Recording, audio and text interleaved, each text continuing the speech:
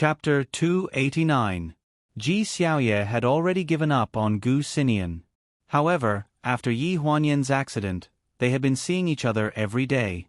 His gentlemanly demeanor was irresistible. She had fallen in love with him, and she couldn't extricate herself from it.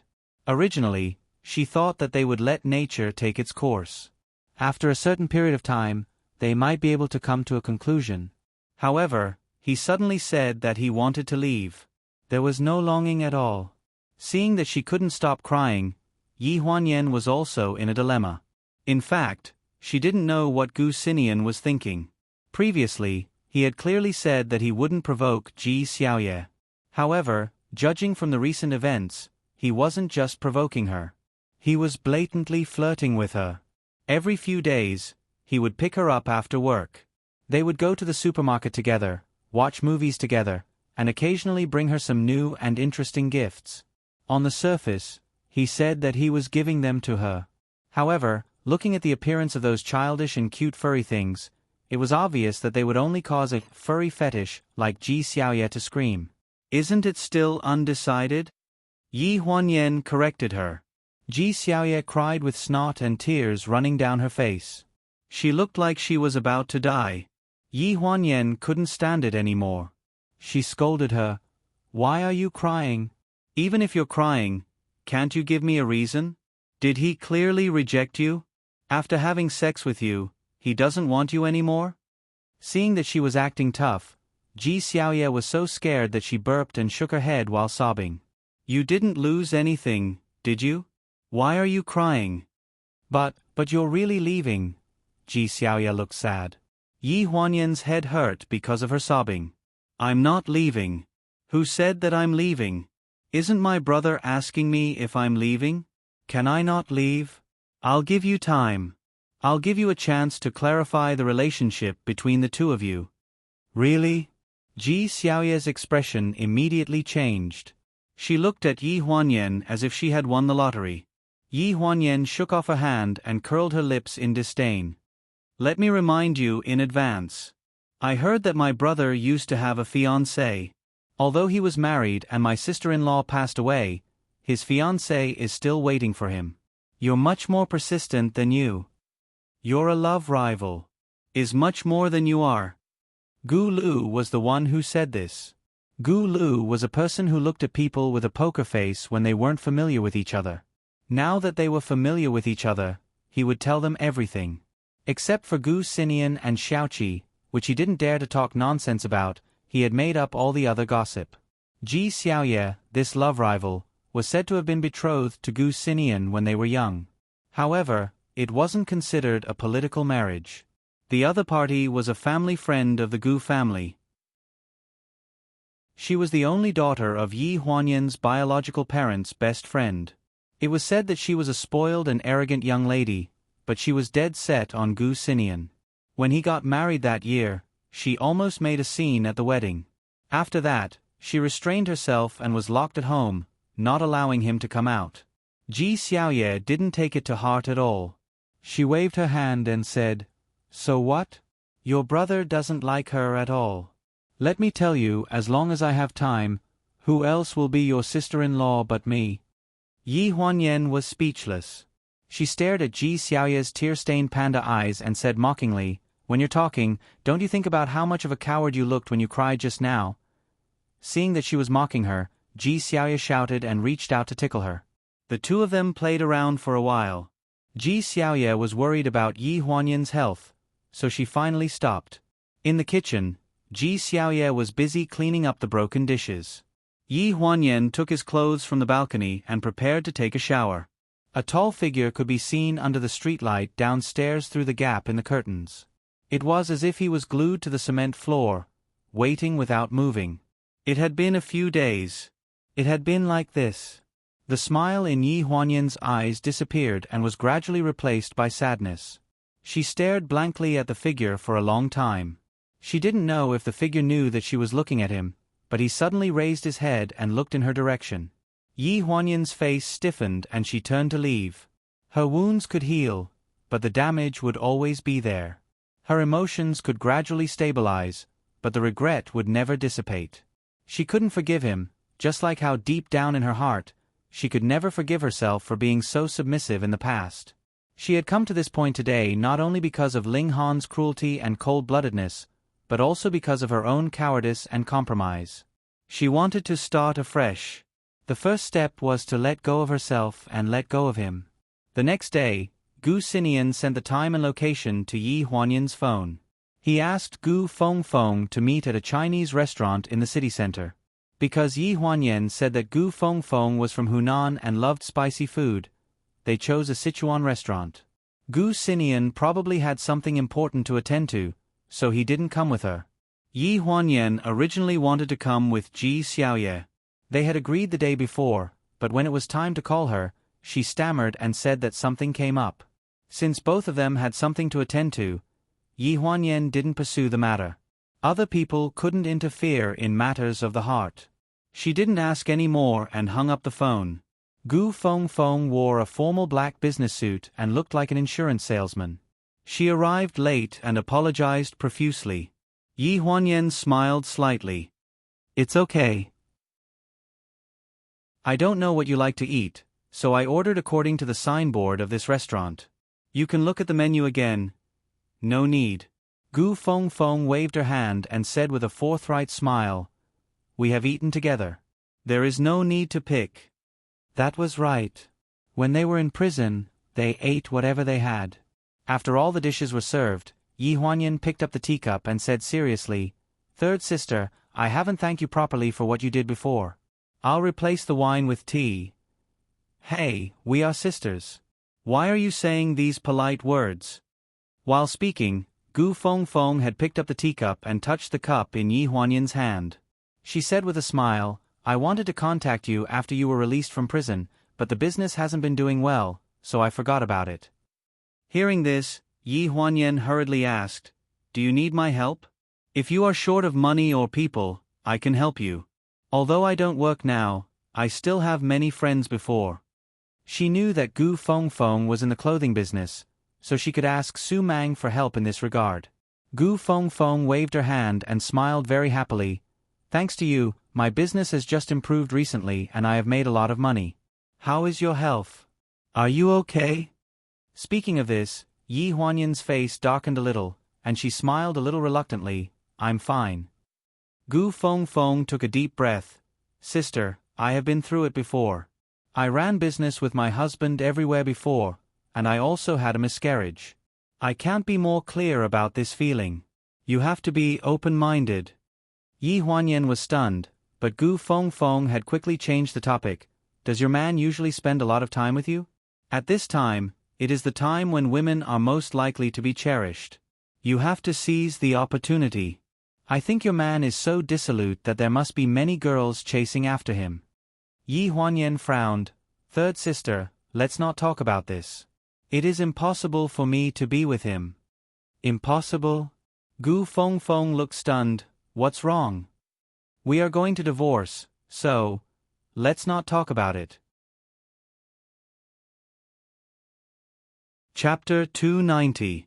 Although she said she wouldn't mention it, she couldn't resist Gu Fengfeng's nagging. She had no choice but to tell her everything that had happened between the two of them. Naturally, she didn't mention the cause of Jiang Mailan's incident, and the consequences were clear to all outsiders. "You said he suspected that the child wasn't his, so he kicked you out of the house? Is he crazy?" Gu Fengfeng's reaction was far beyond Yi Huanyan's expectations. She slammed the table and said, "That bastard! I thought he was a sentimental person, but it turns out he's a heartless bastard." Everyone in the dining room looked at them in surprise. Yi Huanyan looked embarrassed and held Gu Fengfeng's hand. "Third sister, it's okay. It's all in the past. I won't have anything to do with him in the future." As she spoke, she sized up Gu Fengfeng's expression. She felt that her expression was strange, as if she wanted to say something but stopped. "What's wrong?" Gu Fengfeng looked embarrassed. "Well, Yan, I didn't know that you had quarreled with him like this before. Now that I hear you say this, I feel strange and embarrassed." Yi Huanyan looked confused. Gu Fengfeng made up her mind and lowered her head. Didn't I go to the hospital to look for you that day? I wanted to borrow some money from you, but I didn't have enough cash on hand. In the end, I saw you in the hospital and didn't have the nerve to ask. At the entrance of the hospital, I met your man. Ah, no. President Ling. I didn't want to ask him at that time. I was calling my man to tell him that I couldn't borrow money, but he... As she spoke, Gu Fengfeng lost her confidence. In the end, he lent me 500,000 yuan. Yi Huanyan felt her hands and feet go numb. She pursed her lips and didn't say anything for a long time. Gu Fengfeng felt guilty and carefully sized her up. She gritted her teeth and said, "Sister, don't worry. I'll sell the goods at a low price and quickly return the money to him. I really didn't know that you had fallen out with him. I'm really sorry." "I'm fine," Yi Huanyan said weakly. She forced a smile and took out a bank card from her bag. She pushed it in front of Gu Fengfeng and said softly, "Third sister, this is my old salary card. The password is the last 6 digits of my salary card account number. It contains my savings from the past few years. Return the 500,000 to him and keep the rest for your business." Gu Fengfeng frowned and looked at the bank card.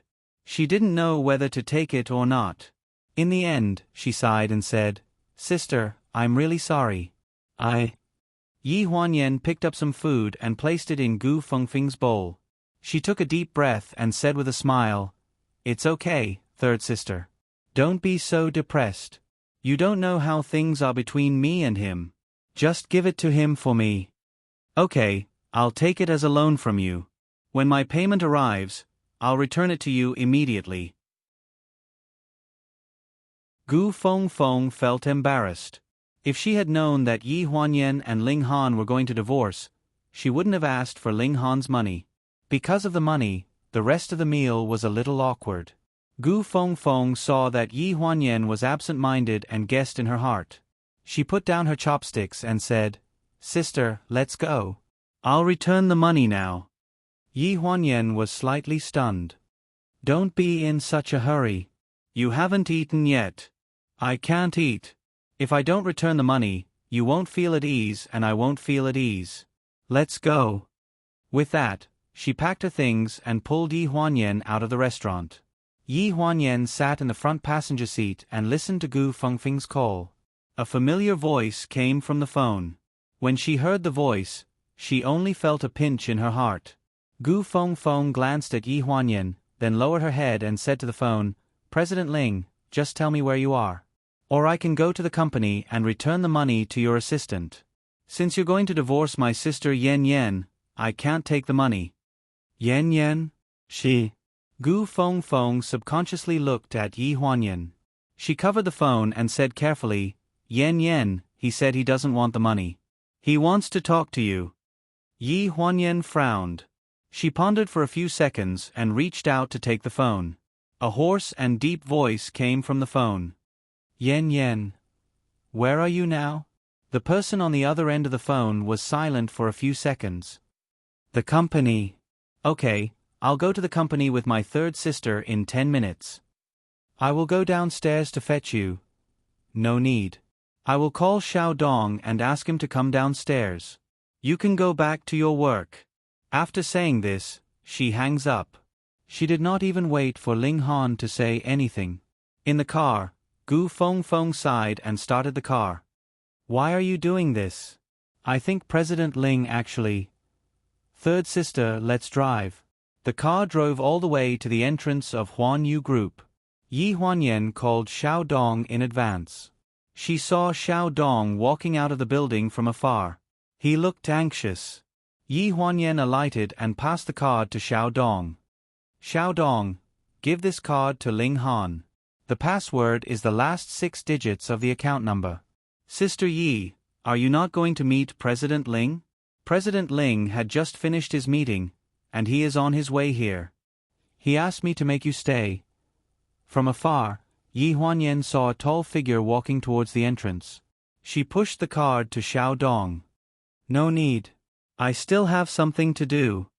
The sound of the door slamming shut blocked the figure that had hurried in outside the door. "Third sister, let's go." The white van drove away, leaving behind Xiao Dong, who was stamping his feet.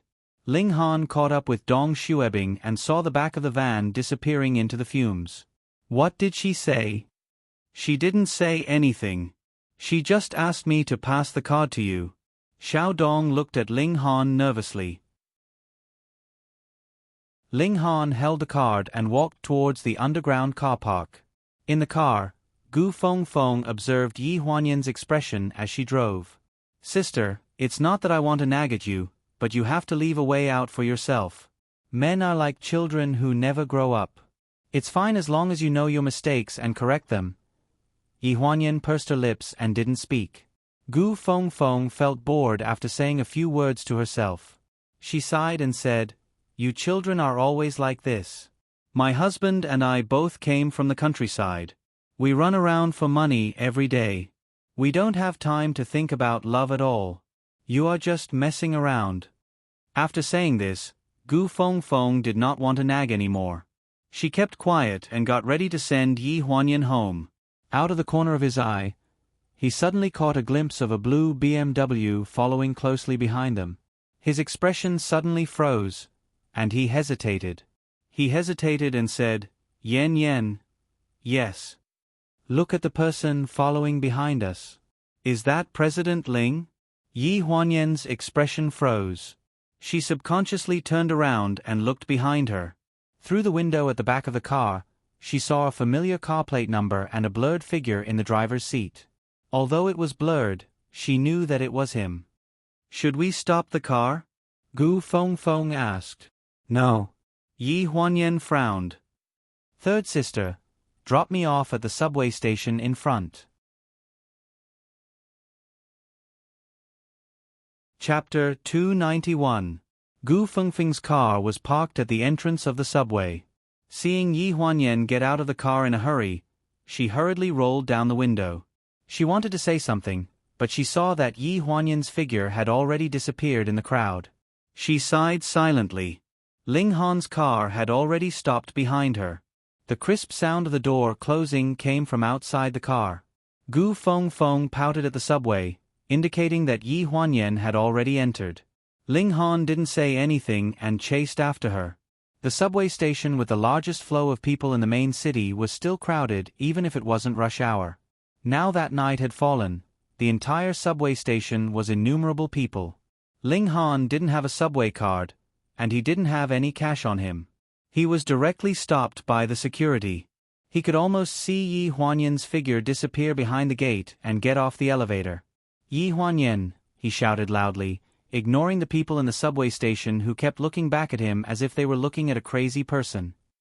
"Yi Huanyan."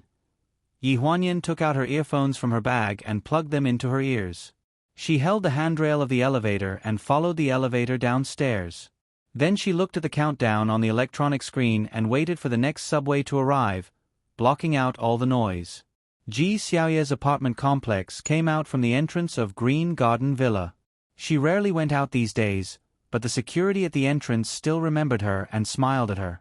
"Miss Yi, you're back." Yi Huanyan nodded and smiled, then walked into the complex. Just as she walked under the building, she saw a tall figure who had been waiting for a long time. She stopped and looked at him coldly as if she was looking at a stranger. "I drive faster than you take the subway." He walked forward with a cold expression. "You have to come back." "So?" She was indifferent. "How long are you going to hide from me? How many times do I have to explain before you understand? The child's matter is irreversible. Even if I said I would protect the child, I couldn't. Your body.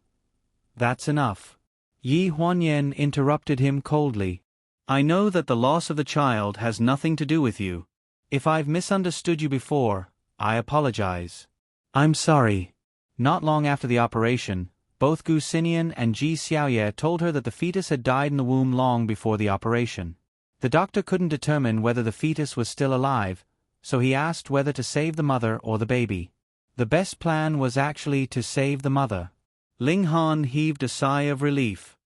"Since you know, why are you still avoiding me these past few days? I know you're upset, but since we're already married, I don't plan on getting a divorce. Yen Yen, It's only a matter of time before you divorce. Yi Huanyan interrupted him again. I've already asked a lawyer to submit a divorce application to the court. There won't be any division of assets. If we live apart for long enough, our divorce agreement will automatically take effect. After saying this, Yi Huanyan walked past him, her eyes full of indifference. So don't come looking for me again. What did you say? Ling Han's expression changed, and he suddenly grabbed Yi Huanyan's hand, causing her to stumble. I won't divorce you. Why should we divorce? If you divorce me, who are you going to be with? Su Nianhua or Gu Xinian? Or some other man? He said this angrily and anxiously, and it sounded particularly mournful in the dark night. He knew everything that had happened in the neighborhood these past few days.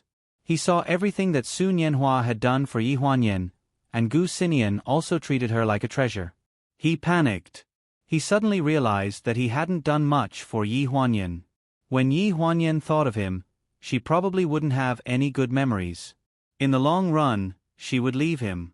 Before he could truly let go of the past and start a life with her, she would leave. Yi Huanyan struggled to break free from his wrist. Her gaze was gloomy as she paused between each word. What I owe you, or should I say what my mother owes you, a life for a life. I've paid it all. Don't bother me anymore. That's the only thing I expect from you now. We're even. Then start afresh with me. Ling Han gripped her wrist tightly, his eyes already filled with despair. Yi Huanyan looked at him in disbelief, as if she couldn't believe that he could still say such things. You're crazy. I don't agree to the divorce. He threw out these words, which echoed in the dark night. Her eyes were red, and she bit down hard on his wrist. His mouth was full of the taste of blood, but he didn't even make a sound. He gritted his teeth and waited for Yi Huanyan to finish venting her anger so that she could change her mind. Yi Huanyan bit down so hard that his flesh was dripping with blood. Drops of blood flowed down his slender fingers and fell to the ground, splattering blood flowers. In the end, Gu Xinian and Ji Xiaoye rushed over and pulled the two of them apart. Ling Han still refused to let go. He repeated each word, Yi Huanyan, come home with me. He was strong and could ignore the bleeding from his wound, but Yi Huanyan couldn't take it. Her entire arm was numb and filled with blood. Her face was pale and covered in cold sweat. Ji Xiaoye stomped her feet anxiously. Ling Han, you bastard.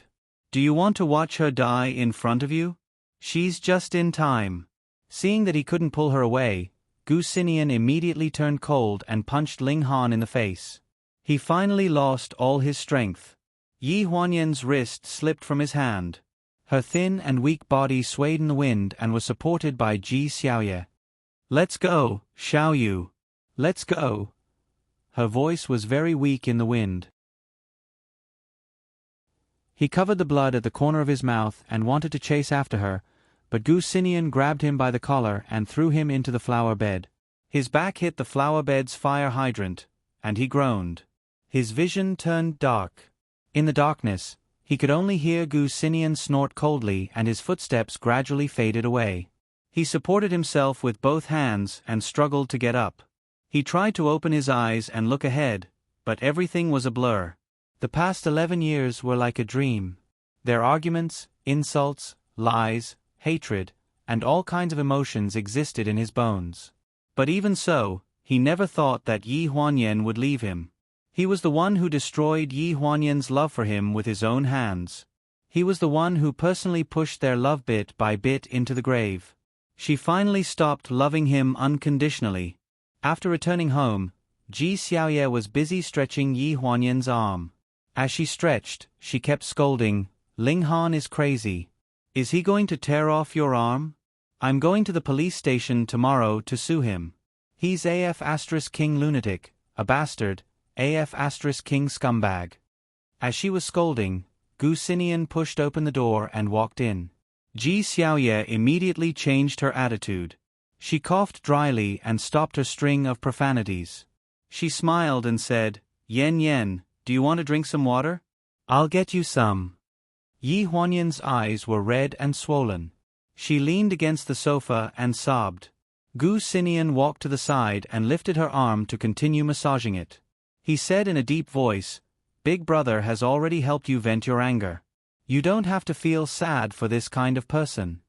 Yi Huanyan took a deep breath and gradually calmed down. "Forget it. I'm tired. I want to rest." After saying this, she stood up and walked in the direction of the bedroom. Her back view looked very lonely. Gu Xinian looked at her back view and frowned. Chapter 292. After that day, Ling Han did not show up at the apartment building for 3 consecutive days. When Ji Xiaoye came back from the supermarket with a large bag of daily necessities, she deliberately glanced at the camphor tree. When she saw that there was still no one, she felt a little frustrated and muttered, "What kind of person is he? I've only waited for a few days. Has it been 2 weeks? He gave up just like that. Yen shouldn't be with this kind of person. He doesn't have any patience at all. What a jerk." Just as she was muttering to herself, a shadow blocked the streetlight from behind her. A familiar scent made her back stiffen slightly. She slowly turned around and said with some difficulty, "You're here." Gu Xinian smiled. "Have you been busy the past 2 days?" Ji Xiaoye avoided his gaze and nodded slightly. Before he could ask further, she stuffed a large bag of groceries into his hands and said hurriedly, "I just remembered that I have something to do. Take these things upstairs." When she saw Gu Xinian come back with a large bag of daily necessities, Yi Huanyan looked at the sanitary napkins that were exposed at the corner of the translucent shopping bag. A look of surprise flashed across her eyes. "You bought these?" He put down the bag. "I bumped into Xiao Yu downstairs. Has she been getting off work this late for the past 2 days?" Yi Huanyan nodded. Then she seemed to recall something and asked, "What did you say to Sister Yulin the other day when I had dinner with her?" Gu Xinian had a complicated look in his eyes. "I said that I wouldn't be coming back after we returned to the States." Yi Huanyan was stunned when she heard this. "Did you make it clear to her?" "I guess so." Yi Huanyan did not understand what Gu Xinian meant by, "I guess so." When Ji Xiaoye came back that night, she could not help but ask her about it. Ji Xiaoye's version of events differed from Gu Xinian's. After hearing Ji Xiaoye's version of events, Yi Huanyan finally understood what Gu Xinian meant by, "I guess so." "He said he likes me." Ji Xiaoye was a little hesitant. She kept twisting the hem of her pajamas and nestled on the sofa with a look of discomfort. "He asked me what I thought." "What?" Yi Huanyan was a little confused. Ji Xiaoye sighed. "He said that he wouldn't come back after returning to America, so he asked me to think about it myself." Hearing this, Yi Huanyan was infuriated. "What are you talking about? Isn't this playing with your feelings?" Ji Xiaoye frowned. "Don't talk about your brother like that. He is your brother after all." Seeing how submissive she was, Yi Huanyan said in annoyance, "Ji Xiaoye, listen up. Gu Xinian is my brother, not yours. You don't have to be so polite to him." Yi Huanyan was really angry. Previously, Gu Xinian had promised her that he wouldn't provoke Ji Xiaoye if he didn't want to take responsibility. Of all the people he could provoke, he had to provoke her only best friend. "I'll call him myself and tell him that he's bullying me." "Isn't this?" Before Yi Huanyan could make the call, Ji Xiaoye snatched the phone away. She looked at Yi Huanyan with a pitiful expression. Yen, I think your brother is actually giving me a chance. Perhaps, he will change his mind before we leave." "You're crazy." Yi Huanyan stared at her in disbelief. "You really want to be with him? Just a few months before we return to America? Then what about after we leave? What do you plan to do?" Ji Xiaoye looked bitter. "Can I not think about what will happen in the future?" "Xiao Yu, don't scold me. Look at yourself. You're the same. Can you really forget about Ling Han? You've been going to the window a lot these past 2 days, but he didn't come at all." Yi Huanyan's face stiffened slightly. Looking at her, she was exasperated at her failure to live up to expectations. But what she said was the truth. If she couldn't do it herself, How could she force others to do it? Forget it. I'm not going to care about you anymore. Yi Huanyan lifted the blanket and climbed into bed. She picked up a novel beside the bed and started reading. Late at night, Ji Xiaoye breathed evenly beside her and murmured Gu Xinyan's name. Yi Huanyan pulled the blanket over her and got out of bed to drink some water. When she came back, she couldn't help but walk to the window. Under the gap in the curtains, she saw the camphor tree. He really didn't come again. There were many heartless people in the world. Many times, Yi Huanyan also hoped that she could be cold-blooded and heartless. She even envied Shang Anren for doing anything to achieve his goal. At least he was not as timid as she was. The next morning, Ji Xiaoye got up and went to work. After making up, she went to the balcony to find clothes. I have a dinner party in the company today. I won't come back for dinner tonight. Don't wait for me. Yi Huanyan nestled in bed, looked at the direction of the balcony with sleepy eyes, and answered in a muffled voice. Recently, she had insomnia and slept late at night. She was too sleepy in the morning and got up late. Her biological clock was in chaos. Suddenly, Ji Xiaoye exclaimed on the balcony, "What the—" Immediately, the sound of opening the curtains came into Yi Huanyan's ears. The strong sunlight shone on her face, making her frown and pull the quilt to block the sunlight. Through the quilt, she heard Ji Xiaoye shouting, "Ling Han is here again. He's standing downstairs. Yen Yen, do you want to see?" Under the quilt, Yi Huanyan's body stiffened, and she was not sleepy at all. Ji Xiaoye stood by the bed and saw that there was no reaction on the bed at all. She was stunned for a few seconds. "You really don't want to see? His arm is in a cast hanging around his neck. It seems that your brother hit him that day." There was still no movement on the bed. Ji Xiaoye shrugged as if she was talking to the air. Her voice gradually went away. "I don't care. Anyway, it wasn't me. I'm leaving first. It's too late to go to work." After saying this, she heard the sound of the door closing in the living room. Yi Huanyan instantly threw the quilt aside and hurriedly jumped off the bed and walked toward the balcony. Her footsteps were very hurried. She pulled the curtains open.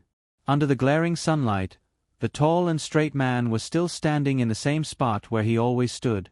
He was wearing a white shirt and black pants. He stood there without moving like a statue. There was no arm hanging around his neck like Ji Xiaoye had said. Yi Huanyan was in a daze when a sweet voice suddenly came from the living room. I didn't take my bag. I really have to go." Ji Xiaoye was leaning against the door and looked at her meaningfully. "Yen Yen, what secrets do you think you have with me? If you can't let go, then you can't. If you ask me, you should just give him the cold shoulder for a few days and see if he's sincere about changing his ways. It'll be fine as long as he changes." During this period of time, Ji Xiaoye had heard a lot of things outside. For example, Yi Huanyan's name had been kept in the position of the Secretary of Pleasure and Pleasure. During the half-year of her resignation, Yi Huanyan still paid for the insurance, housing and social insurance. Even her salary was still paid in the salary card as usual. The card was handed over to her by Su Mang the day before. Another example was that Su Nianhua came to their community every 2 or 3 days to please them. The photos put on the internet by passers-by were deleted before they could spread. Yi Huanyan's information had never been exposed. Another example was that Shang Enren had moved away from Fujin Court. Since Yi Huanyan had a miscarriage, Ling Han had not been involved with any woman. In these 3 days, the reason why Ling Han didn't come was that his spinal nerves were injured by Gu Xinyan and he was in a coma in the hospital for 3 days.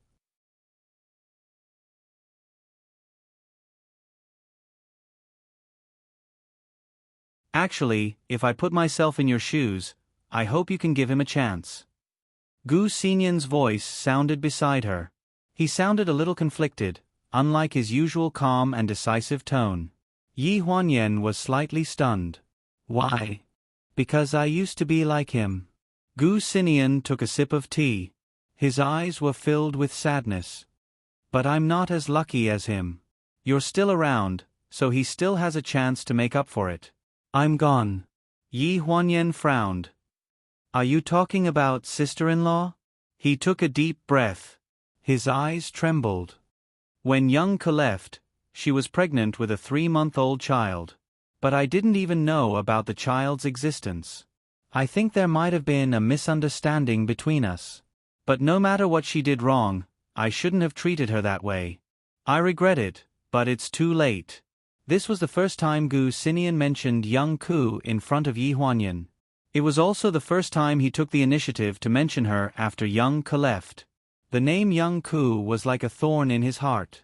The longer she was gone, the deeper this thorn would pierce into his heart. Gu Xinian told her a lot about his family. He said that he had fallen out with his family because he wanted to marry young Ku. He had thought that young Ku would live a happy life after she was accepted by her family, but he didn't expect that the real storm would come after their marriage. Suspicion, jealousy, and love and hate intertwined. In the end, only despair was left in their marriage. It was his despair, and young Ku's. When young Ke left, we had just been divorced for a month. I didn't know that she was pregnant, and she didn't tell me. She was the one who brought up the divorce.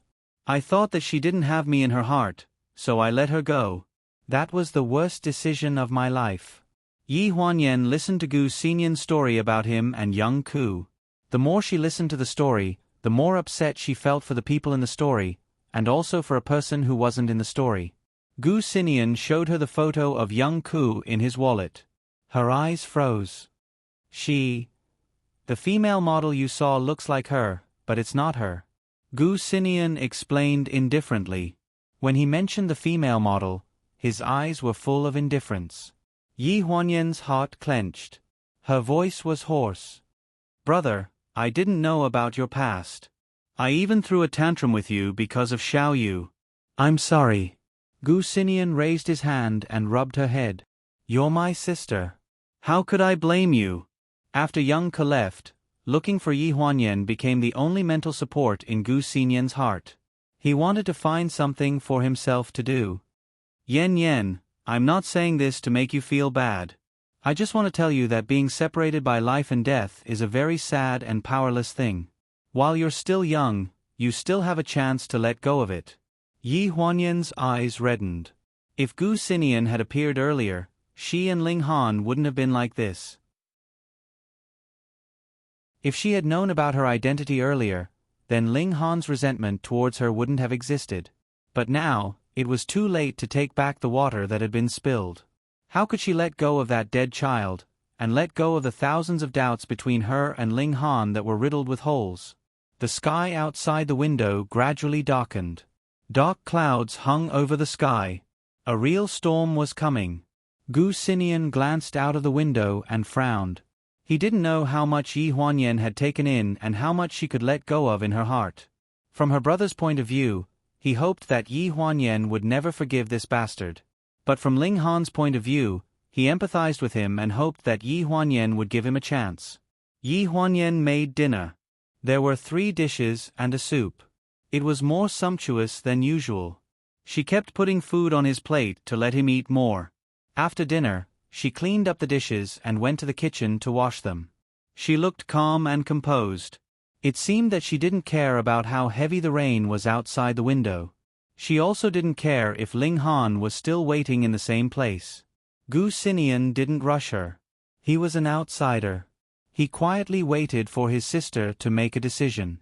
No matter what decision she made, he would respect her in the end. The lightning lit up the whole room as bright as day. What followed was a deafening rumble of thunder.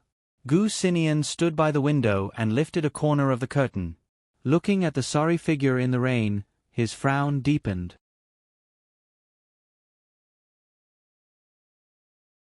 Chapter 294. A black car sped through the rain and slowly stopped under the building. Xiao Mu held an umbrella and hurriedly walked to Ling Han's side. She anxiously said, "Director Ling, what are you doing? Come back with me quickly. The doctor said you can't leave the hospital yet." Ling Han was indifferent. "Xiao Mu, go back first. I'll wait for her here." "Director Ling, how long are you going to wait?" "Wait until she comes to see me." Xiao Mu furrowed her brows with mixed feelings. As the rain grew heavier, Qiao Mu steeled herself and stuffed the umbrella into Ling Han's hands. She braved the rain and rushed into the building, banging on the apartment door loudly. It was Gu Xinian who opened the door. He stared at Qiao Mu warily. "What are you doing? Where's Secretary Yi? I want to see Secretary Yi. I have something to say to her." Qiao Mu stayed upstairs for a long time. The rain was pouring down. Ling Han threw away the umbrella and looked at the window on the third floor. He vaguely saw Yi Huanyan's figure. His face was full of tears. He raised his wrist to wipe the water droplets on his face and tried to see more clearly. However, when he opened his eyes again, there was no one on the windowsill. Qiao Mu walked out of the rain in a daze and stopped in front of Ling Han. "Director Ling, She doesn't want to see me, right? I expected it. You don't have to say it." Qiao Mu's expression was complicated. In the end, he did not dare to look into Ling Han's eyes and stammered, "She said she'll go back to work at pleasure next Monday on the condition that you don't come again." Ling Han's body stiffened and looked at Qiao Mu in disbelief. "What did you say?" Qiao Mu took a deep breath. "Secretary Yi said she's willing to go back to work at the company." "You're telling the truth?" At that moment, Ling Han felt like his heart had started beating again. He was wild with joy. The rain was pouring down on his face, but he did not feel cold.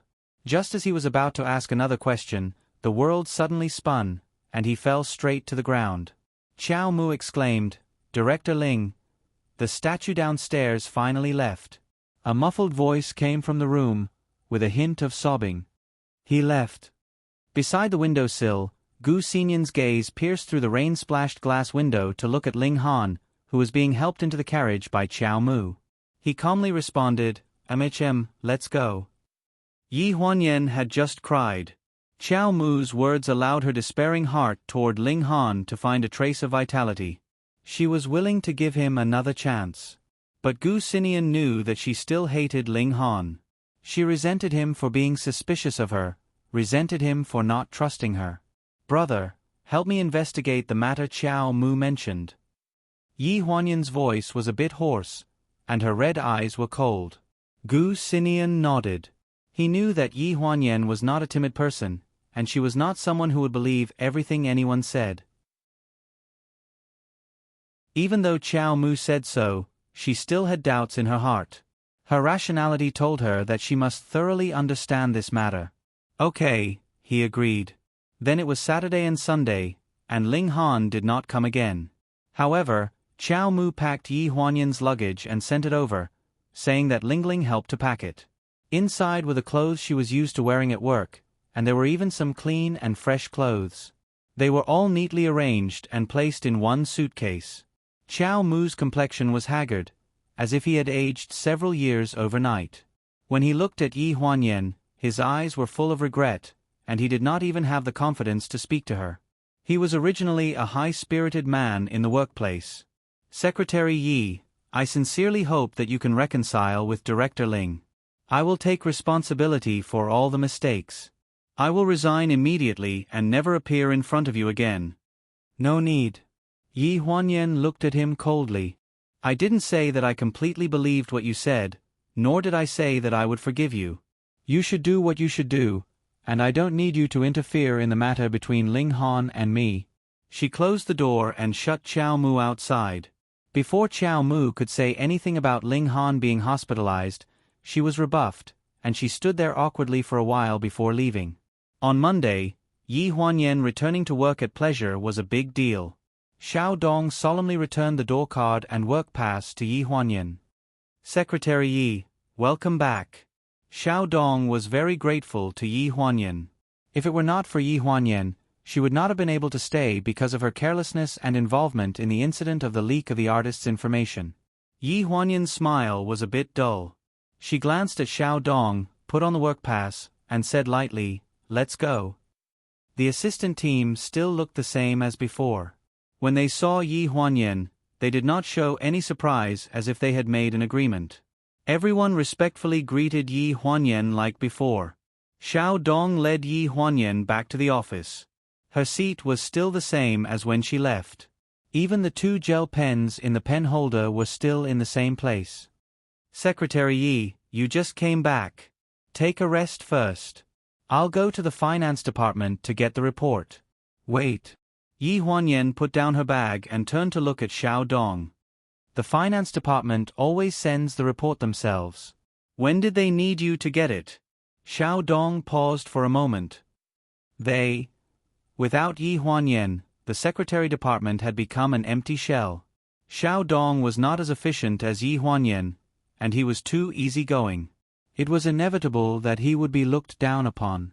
Yi Huanyan frowned and turned around to pick up the phone on the desk. She turned and asked Xiao Dong, "Which month's financial report?" 2 months ago. Yi Huanyan's face darkened when she heard this. Xiao Dong, who was standing at the side, was anxious.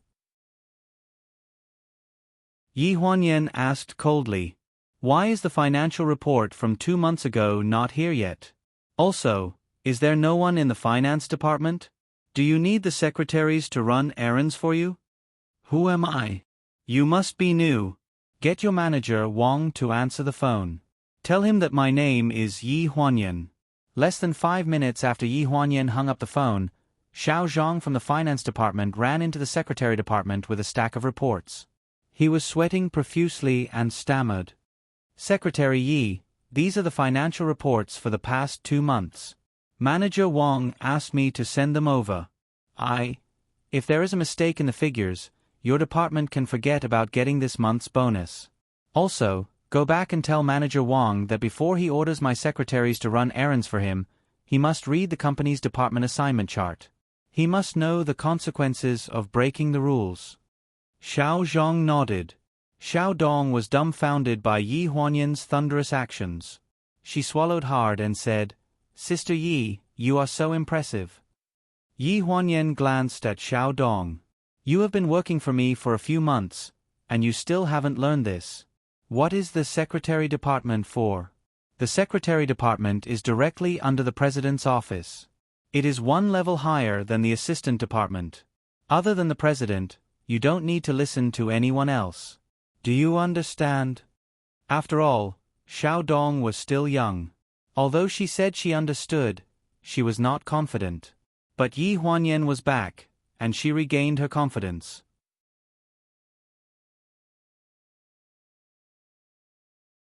Chapter 295.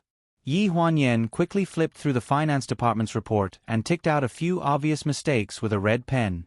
Then, she put the report aside and said, "Xiao Dong, send the report to the finance department and have them edit it before sending it back. Remind them that they can forget about this month's bonus. Also, make a trip to the salary department and tell them about this matter." As soon as she finished speaking, Xiao Dong walked toward the door with the report. Yi Huanyan lowered her head and heard Xiao Dong's voice coming from the corridor. "President Ling," the footsteps were a bit muffled, but they soon became very clear and entered Yi Huanyan's ears. "You're here." When Yi Huanyan looked up, Ling Han was standing at the door of the office in a suit, looking a bit haggard. Beside her, Qiao Mu was looking at her with a bit of unnaturalness. She glanced at them and then turned to leave. "I'm going to work first. President Ling, take your time." After Qiao Mu left, Ling Han entered the office and sat down on the sofa, looking a bit reserved. His cautious manner was completely different from before. When this word flashed through Yi Huanyan's mind, she was stunned. The so-called before was only something that happened half a month ago, but in her heart, it already felt like something that happened in her previous life. "Yan, I'm very happy that you can come back. Let's just treat the past as the past. No matter what resentment the previous generation had, I've already let it go since the day I burned my mother's diary. I didn't tell you before, but now that you're willing to come back, I'll explain everything to you clearly." He sat up straight and still, his cold eyes trembling slightly as he looked at Yi Huanyan. Yi Huanyan closed the proposal in her hand, stood up, walked around the table, and walked to the coffee table. "President Ling, this is the proposal for the resort by the river. I've roughly looked through it, and there's no problem. Please sign it." Ling Han stared at her in a daze, but he only saw indifference in her eyes. Yan, This is the company, President Ling. I think there's no need to mention anything other than work." It was as if a small flame in his heart had been extinguished by a basin of cold water. The cold, bone-chilling feeling spread throughout his entire body. She did come back, but her return was to turn a blind eye to him, which was also the greatest revenge against him. Seeing that Ling Han did not accept the proposal, she simply put the folder on the coffee table. Then, she stood up straight and walked to the desk by herself. With her back turned, she said, "I don't think the proposal submitted by the planning department for Sun Yanhua's birthday party at the end of the month is very good. I'm going to be responsible for following up on this case. What do you think, President Ling?" At the mention of Sun Yanhua, Ling Han's expression stiffened. Yi Huanyan stood behind the desk with both hands on the desk. She leaned forward slightly and curled the corners of her mouth to reveal a faint smile. "President Ling, do you think it's not a good idea?" A trace of coldness flashed through his eyes. He stood up and forced a smile at Yi Huanyan. "Good, very good." He turned to leave but was stopped by Yi Huanyan. "President Ling, you haven't read the proposal yet." Ling Han took a deep breath and suppressed the resentment in his heart. He turned around and quickly signed the last page of the proposal before leaving without a word. The moment the door to the president's office closed, a violent coughing fit was shut inside. There were specks of red on the black and white checkered Burberry handkerchief, which exuded the smell of blood. Xiao Mu left her seat when she heard the sound and hurried over. Her face turned pale when she saw the situation. "President Ling, how did this happen?" "Go back to the hospital. The doctor said that you still need to stay in the hospital for observation." "I'm fine." Ling Han took a deep breath and tried his best to steady himself as he walked toward the office desk. However, his steps were a bit unsteady. When he reached the office desk, he casually tossed the handkerchief into the black trash can and looked up at Xiao Mu. "You don't need to tell her about this kind of thing." Xiao Mu was naturally well aware of who he was referring to by her. He knew that he was beyond redemption for causing this situation today. When he thought of Ling Han's body, he felt even more regret. The 1.8-meter-tall man stood behind the door with reddened eyes. "President Ling, whether you're willing or not, I have to ask the doctor to come and take a look at you." "I said there's no need." Ling Han frowned. "Go back to your seat and do what you need to do. I know my own body best." It was just that he was pushed by Gu Sinian that day and knocked into a fire hydrant, breaking 2 of his ribs and causing some internal bleeding. He was supposed to stay in the hospital for observation, but Yi Huanyan came back to work. This was his only chance, and he was not willing to lose it. Through the glass door, Yi Huanyan's gaze landed on the tightly shut door of the president's office. Not long after Ling Han went in, Xiao Mu opened the door and came out. Her eyes were red, and she looked like she was about to cry. A trace of astonishment flashed through her eyes. She thought of Ling Han's temper and how he would vent his anger on his subordinates whenever something went wrong. She did not know how much Xiao Mu had suffered this time. Originally, as a colleague, she would express her concern, but when she thought of the things that Xiao Mu had done, she was too lazy to ask. She only took a glance and then turned back to continue doing her own thing. Sun Yanhua's birthday party was imminent, and the plan given by the planning department was very sloppy. Yi Huanyan could not help but suspect that Ling Han's suppression of Sun Yanhua had led to the department not being able to fulfill their duties. He even deliberately made things difficult for Sun Yanhua, so she took the initiative to take on this case. No matter what kind of relationship she had with Sun Yanhua in the past, or what kind of past they had, she was very moved by this person's existence after these days of interaction. He was her friend, and also one of the few family members in this world who truly cared about her. Late at night, in a 2-story villa in the suburbs, a woman with a pure face was lying on a large dark gold bed. She wore a sailor suit that exposed her waist and laid flat on the silky champagne-colored sheets. Her long hair cascaded down her side, and a fat man was panting heavily on top of her. A pair of chubby hands reached into her sailor suit and squeezed vigorously while his lower body kept moving in and out. The woman was very cooperative and let out moans of "ma'am." Her face was flushed red. Her slender hands gently slid across the man's back, causing him to shudder. The woman panted delicately. Darling, thank you for saving Guagua. Guagua has nothing to repay you with." The man smiled lecherously and rubbed her round bottom. "Little vixen, who said I have nothing to repay you with? Aren't you repaying me now?" The woman humphed shyly. "You only know how to make fun of me." Her shy expression was on point, and her slender waist moved even more vigorously. She moaned in pleasure, and her seductive eyes made the man addicted to her, unable to extricate himself. He wanted nothing more than to die on top of her, not to mention the little requests she made in his ear. "Darling, as long as you follow me, all that you said won't be a problem. Come, change your position." The woman turned around with the man and sat up.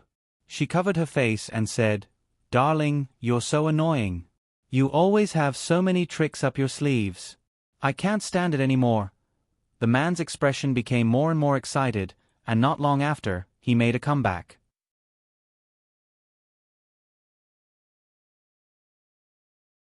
Chapter 296.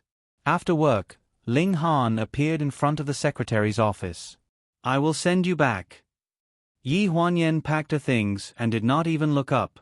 "No need. There is a traffic jam during peak hours. It is more convenient for me to take the subway." Ling Han threw his car keys to Xiao Dong and took Xiao Dong's MRT card to accompany her on the subway. Through the crowded crowd, he pulled the ring of the subway and cut open a relatively ample space in the corner of the carriage where Yi Huanyan was standing. He impatiently squeezed through the men who tried to lean on Yi Huanyan one after another. Yi Huanyan was leaning against the corner and looking at Dong Xuebing coldly without saying a word. In the subway, there were beautiful girls who kept staring at him. There were also handsome young men who couldn't take their eyes off Yi Huanyan. Some of them even asked for her contact details. Ling Han said, "This is my wife." The young man who asked for Dong Xuebing's number blushed. Yi Huanyan said, "I don't know him." The young man's face turned even paler. The pretty girl accidentally bumped into Ling Han's arms and blushed. She waited for the subway to stop and bumped into him again. Ling Han was the first to lose his patience. He changed his position and turned his back to the girl. He was looking at Yi Huanyan carefully. Dong Xuebing was looking at the young man's phone calmly. "This game of yours is very interesting." The young man blushed and moved closer to Dong Xuebing to teach her how to play the game. Ling Han's face turned cold. He was about to lose his temper when he saw Yi Huanyan giving him a sarcastic look. He could only suppress his anger and stare at the young man who was playing the game. He stared at him until his hair stood on end. It was already dark when they got off the subway and returned to the apartment. Dong Xuebing and Dong Xuebing kept a 5 meters distance from each other and walked one after the other. Yi Huanyan kept glancing at Dong Xuebing from time to time. She could see his clothes and hear his steady footsteps. These days lasted for a week. On this day, Ling Han was waiting for Yi Huanyan to get off work at the entrance of the secretary's office. Without a word, Yi Huanyan packed up her things and entered the elevator. She directly pressed the button for the basement floor. Ling Han's gaze froze. "You're not taking the subway today?" "I'm taking the bus today." These 4 words made Ling Han wild with joy. After getting off the elevator, he touched his pocket and suddenly realized that the car keys were still with Xiao Dong. His face immediately froze, and there was a hint of anxiety in his tone. Yen, wait for me. I'll ask Xiao Dong to bring the keys over." Yi Huanyan acted as if she didn't hear him and walked straight into the depths of the garage. Dong Xuebing's white sports car drove out of the garage and rolled down the windows. Su Nianhua was in the driver's seat. Dong Xuebing nodded at Dong Xuebing with a gentle smile. The smile on Ling Han's face gradually froze. He stared blankly as Yi Huanyan got into the car without looking back and drove off. Dong Xuebing's fingers were trembling as he held onto his phone. Dong Xuebing panicked and held onto the wall for support. He could smell blood in his chest. "Cough?" Dong Xuebing coughed violently, and there was a puddle of blood on the concrete floor. Had her love for him really come to an end? Dong Xuebing's eyes dimmed as he looked into the distance. In the car, Su Nianhua held onto the steering wheel and asked, "There should be no problems at the birthday party. I can go to the rehearsal myself, but you are not feeling well. You can go back and rest. I think it's better to keep an eye on them. Don't let the staff slack off. There must not be any problems with the props. What if the fans lose control and throw a light at the party? It will be a disaster." Su Nianhua couldn't dissuade her and could only sigh helplessly. She thought of Ling Han's stunned and disappointed look just now and couldn't help but ask, "I saw that Ling Han's expression was very bad. Didn't you tell him that you were going to the rehearsal with me?" After returning to Pleasure City, Yi Huanyan started to prepare for Su Nianhua's birthday party. He personally took care of everything, from the big bookings to the small gifts given to the fans. Other than wanting to make the birthday party perfect, Dong Xuebing also wants to let Dong Xuebing handle all the secretarial work. In the 6 months after she left the company, Xiao Dong was almost like a figurehead secretary. He had only learned a little from Yi Huanyan, so he didn't know anything. As a result, he didn't have any confidence even though he was in a high position. She was busy with her work, and Ling Han was trying his best to smile. It was as if everything was reversed. This kind of concession was enough to make an ordinary woman content. However, Yi Huanyan was not this kind of person. When she heard Su Nianhua's question, she frowned. "My current relationship with him is not enough for me to tell him everything. No matter what he suspects, I did not do it. I am not guilty. It is not my fault for suspecting someone. It is his own fault." Even though Qiao Mu admitted that he secretly switched the paternity test results, she still felt that it was Ling Han's fault for trusting others and suspecting his wife. Suspicion and jealousy were Yi Huanyan's biggest disappointment in him. Ling Han did not know that Yi Huanyan gave him a chance in hopes that he would learn to trust others. Su Nianhua was very clear about Yi Huanyan's thoughts. If there was anyone in this world who truly understood Yi Huanyan, it would be Ji Xiaoye and Ji Xiaoye. Their youthful love might have become a thing of the past for Yi Huanyan, but in the past 10 years, Su Nianhua had repeatedly recalled and deliberated over her every word and every expression in his heart. He knew her stubbornness and pride, and he also understood her fragility and sadness. He was clear about her cluelessness, and he also knew her intelligence and kindness. His understanding of her had already penetrated deep into his bones. He also knew that the past was the past. They could not start over again. No matter how much she hated that person had already occupied her entire heart, and no one else could enter it. The obsession that started from returning to the country ended with his own hesitation in front of the operating room. Ling Han did not hesitate to say, "Save the Lord." In his eyes, he cared wholeheartedly about Yi Huanyan. He only cared about her as a person. "All right, on the program list, was it you who arranged for Shang Anren to be the special guest at my birthday party?" Su Nianhua suddenly remembered this. Yi Huanyan nodded and said seriously, "She's famous enough, and there's enough talk about her. She's also from the same company, so the outside world won't say anything even if we ask her to help. Moreover, she owed him such a large debt, so it was natural for him to ask her to do something for free." "Just because of that?" Su Nianhua asked. Yi Huanyan was slightly taken aback, but soon after, as if she wanted to give him a hint, she nodded firmly. "MHM." Su Nianhua furrowed his brows, revealing a somewhat worried expression. "Some people might not think that way."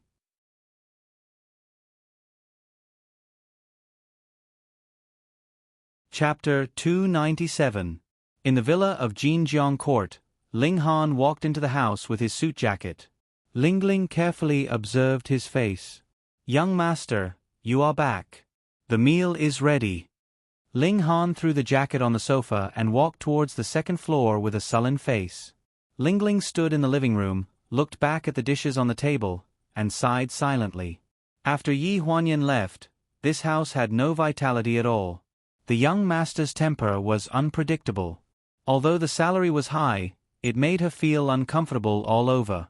Ling Han entered the bedroom, pulled the safe, and took out the napkin portrait that was not much bigger than a palm. He gave it to Su Mang to repair at the beginning. After she repaired it, she added a wooden frame outside, made a special seal, and pressed it very flat. There were only a few strokes on the portrait with a ballpoint pen, but it was very charming. There was a gentle smile at the corners of his eyes and eyebrows. That was himself 8 years ago. Or the self in Yi Huanyan's heart 8 years ago. He never thought that he was a gentle person, whether to his friends or family. In his impression, he always seemed to be very impatient when they were around. After leaving home in his teens, he lived in the United States. As soon as he turned 18, he moved out and rented a bachelor apartment. He had never seen what real feelings were like, and he didn't remember how his parents got along with each other before Jiang Meilan appeared in Ling Dongming's life. He didn't deny that he was emotionally deficient, but he had no strategy to deal with it. That portrait was one of the more special things that Yi Huanyan had given him. In fact, he still had many things that she had given him, either intentionally or unintentionally. There was the thumb-sized Statue of Liberty tied with a red string, a little frog that could bounce, a pink fountain pen, and a pair of gloves with a white ball of fluff. In the depths of the safe, there was also a half-woven scarf. Yi Huanyan's handiwork was very good. The half-woven scarf was very smooth, and the grey cashmere felt very warm. The needle fell off halfway. At that time, he had just received the news that Ling Dongming and Jiang Meilan had a car accident. Later, he didn't continue to knit the scarf and put it away quietly. In the past, he had locked many things in this safe, including many memories. Until he saw Yi Huanyan's cold attitude towards him for the past 2 days, saw her get into Sun Yanhua's car without looking back, saw the man in the car smiling gently and dotingly, he suddenly realized that he had lost his entire world. It seemed that he should be angry. If it were him in the past, he would definitely rush up to Yi Huanyan and drag her home. He would fiercely scold her, humiliate her verbally, and ask her why she was so fickle and shameless. But now, there was a deep sense of powerlessness spreading in his heart. She was a free person and never owed him anything. However, she was treated as a tool for him to vent his anger on Wen Qingwan's accidental death. He treated her unreasonably for an entire year. What right did he have to be angry with her and ask her to do as she wished? The night was waning, and a lonely shadow was printed on the curtain, swaying until dawn. After work for 3 days in a row, Yi Huanyan followed Sun Yanhua to the scene of the birthday party to arrange the dress rehearsal. This was the first birthday party of Sun Yanhua after he returned to China. It was also a return to his fans, which was equivalent to a solidification of fans, so it was a very important thing for him. The day before the birthday party, Yi Huanyan went to Fangshang to get the costume for Sun Yanhua's birthday party. She met Su Mang, who had just come back from Bali. There was a handsome middle-aged man beside him, who was Li Ao, whom she had met at the scene of the last dinner party. Su Mang asked Ji Xiaoye to get the costume, and then invited Yi Huanyan to sit down in the office. "I've been on a business trip for a long time this time. I didn't know until I came back that you didn't have a good time before. How are you recently?" Su Mang casually covered up Yi Huanyan's miscarriage and asked very carefully. Yi Huanyan held the coffee cup and smiled slightly. "Sister Su Mang, thank you for your concern. I'm fine recently."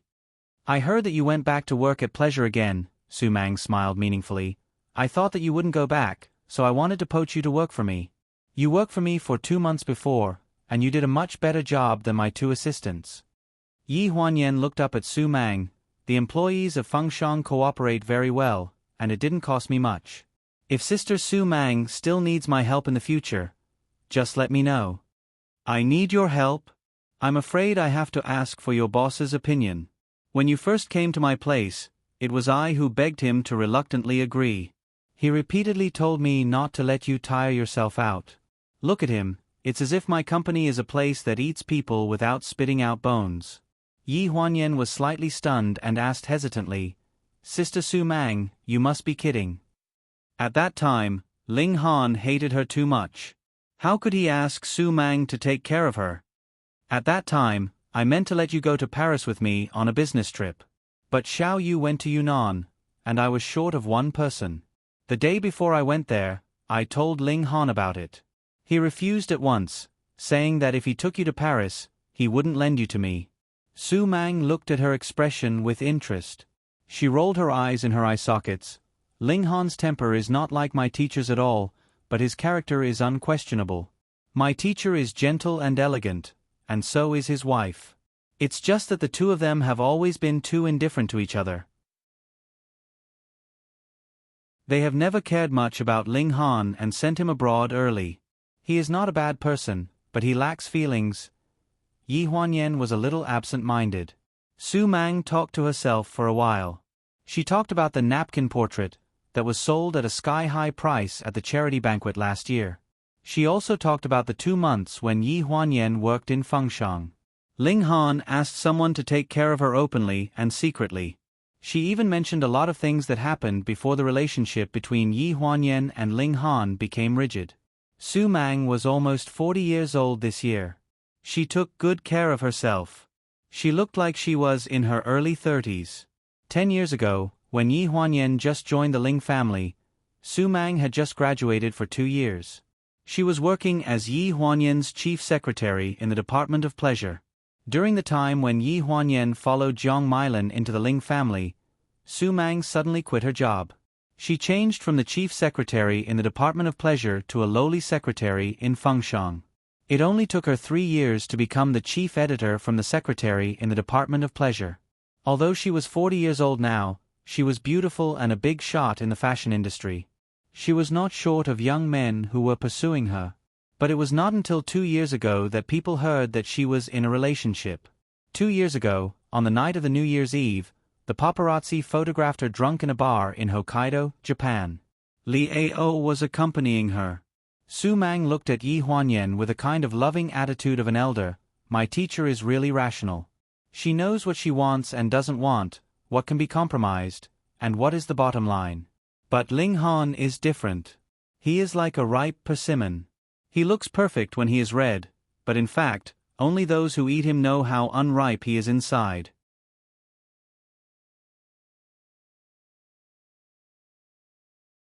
Chapter 298. Sister Su Mang, do you want to persuade me to reconcile with him? Yes. Su Mang answered straightforwardly and didn't mean to hide her purpose at all. Maybe you will think that I don't think for you at all when I persuade you like this.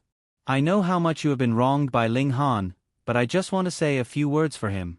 Maybe others don't see it, but I know that he cares about you very much. Yi Huanyan put down the coffee cup and raised her eyes to look at Su Mang lightly. Before Grandma passed away, she also hoped that I could tolerate his temper and be with him well. Grandma also said that he cares about me very much. People close to them seemed to be able to see that Ling Han didn't care about her at all. But what she felt was that he had never been soft-hearted. I can't be sure now whether he cares about me or not. I only know that I can't let go of the hurt I suffered for a while. But even if you don't say this, I know that I will forgive him in the end. Time can let go of everything. Su Mang was slightly stunned. She didn't expect that Yi Huanyan could say such words. In fact, she had no choice but to speak for Ling Han. She knew that Yi Huanyan was actually a woman with her own ideas. She was soft on the outside but tough on the inside. This time, Ling Han really broke her heart. She was afraid that she wouldn't be willing to turn back. I thought you thought that I couldn't forgive him again, right? Yi Huanyan looked at Su Mang seriously with sadness in her eyes. I told him that I submitted a divorce lawsuit to the court, and he believed it. I also said that I have no feelings for him now, and he also believed it. Before, when I said that the child was his, he didn't believe it. When I said that I loved him, he also didn't believe it. He didn't believe what was true, and he believed what was false. Isn't it ridiculous? When she was just discharged from the hospital, she really thought that she couldn't forgive him again. But since Qiao Mu told her about the matter of swapping the paternity test results, she suddenly felt pity in her heart. In fact, if she looked carefully at Ling Han, she found that there was no one he could trust with confidence. Needless to say, Shang Anren, but even Qiao Mu was the same. For a person who lives in lies and deceit, why should I force him to completely believe me? She finally convinced herself to forgive him. When Ji Xiaoye walked into the office with several sets of costumes, Yi Huanyan and Su Mang both looked serious. Seeing her come in, Yi Huanyan quickly stood up and took the costumes from her. When she was leaving, Su Mang suddenly called her, "Yen Yen, if you need my help, just tell me." Ji Xiaoye looked at Yi Huanyan in confusion. However, she saw Su Nianhua smile faintly. "There's nothing else. I just want you to help Su Nianhua with his connections in the fashion industry in the future." After saying this, Yi Huanyan said goodbye to Ji Xiaoye. Ji Xiaoye walked her to the door and then turned back to the office. She touched the corner of the table and asked Su Mang, "Chief Editor, did Yen Yen say something to you? Has she decided to be with Brother Hua?" Su Mang leaned lazily on the chair and glanced at Ji Xiaoye from the corner of his eyes. "Since you are so gossipy, why don't you be the editor of your entertainment page?" Hearing this, Ji Xiaoye smiled embarrassedly. "I won't ask. I won't ask." Su Mang looked at the direction Yi Huanyan went with a gentle smile in his eyes. The old lady of the Ling family really had a good taste. She had such a good character and a good brain. She was really not comparable to Shang Anren, a vulgar woman. It just depended on whether Ling Han knew how to cherish her. On the day of Su Nianhua's birthday party, banners, colored lights, and support cards were piled up all over the entrance of the venue. This time, the tickets were all picked up on the spot. The tickets were free on a first-come, first-served basis. Each person could only buy one ticket with his or her ID card. This was to prevent scalpers from secretly manipulating the ticket price. However, it still failed to prevent scalpers from reselling fake tickets. When the tickets were checked, several girls were blocked at the door and burst into tears. The staff at the scene had no choice. They had planned to call the security guards, but Yi Huanyan arrived at the scene and called the girls aside. The three girls looked to be in their early 20s. One of them cried the most and couldn't speak clearly. Yi Huanyan had to ask the two girls next to her. One of them said, "We came here from the capital. We took the train for a day and a night. We spent all our money on the tickets. We didn't expect that we bought fake tickets." The other one looked at Yi Huanyan sobbing, "Sister, can you find a way to take us in? We will pay you any price." Probably because they thought that they had no money now, they added after 2 seconds, "We don't have money now. If it's not enough, sister, give us your contact information. We will give you the money when we go home." Yi Huanyan had a long-lost strange feeling in her heart. When she was their age, she also went to other cities to watch concerts with her roommates. At that time, it was Ji Xiaoye who bought the tickets. She swore that it was twice as cheap as outside. As a result, when the four of them arrived at the door, they were found to have fake tickets. Ji Xiaoye cried heartbreakingly at the door alone. This was probably the situation of the three girls now. "The tickets are sold out. We definitely don't have any." Yi Huanyan looked at them helplessly. The three of them looked depressed. Yi Huanyan smiled and said, "But if you meet me, I can find a way to meet Su Nianhua backstage.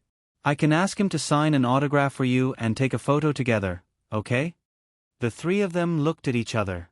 After a while, they burst out screaming. The three girls were so excited that they couldn't control themselves. One of them hugged Yi Huanyan and kept saying thank you. Yi Huanyan was knocked into the chest by the passionate hug. For a moment, she couldn't get used to it. She was stunned for a few seconds, and a smile appeared in her eyes. Su Nianhua was preparing in the dressing room. When he saw Yi Huanyan come in with three young girls, he was stunned. They're your fans." Yi Huanyan smiled apologetically and said, "They bought tickets from scalpers outside and couldn't get in. So, I helped to do you a favor. Before the birthday party starts, I brought them in to see you. After they sign an autograph and take a photo, I'll bring them out. It won't affect other arrangements." The three girls were very lively. On the way in, they chatted with Yi Huanyan for a long time about Su Nianhua. In the end, when they saw their idol in person, they were stunned. They saw the three of them staring at them. Su Nianhua was a little embarrassed. He smiled and said, "Isn't it a little different from what you see on TV? Are you disappointed?" The three of them shook their heads like a rattledrum. The girl who had been crying outside the door explained anxiously, No, no, Brother Hua, you're very good looking. You look like a fairy. As soon as she said that, Su Nianhua was stunned. Yi Huanyan and the staff next to them laughed out loud. She described a man like a fairy. The girl really knew how to praise people. After signing an autograph and taking a photo together, the three girls followed Yi Huanyan out of the venue with satisfaction. The little crybaby, from before, was now lively and cheerful again. She even asked Yi Huanyan in a gossipy manner, "Sister, what's your relationship with Brother Hua? Are you his assistant?" "I don't think so. You guys seem to have a good relationship."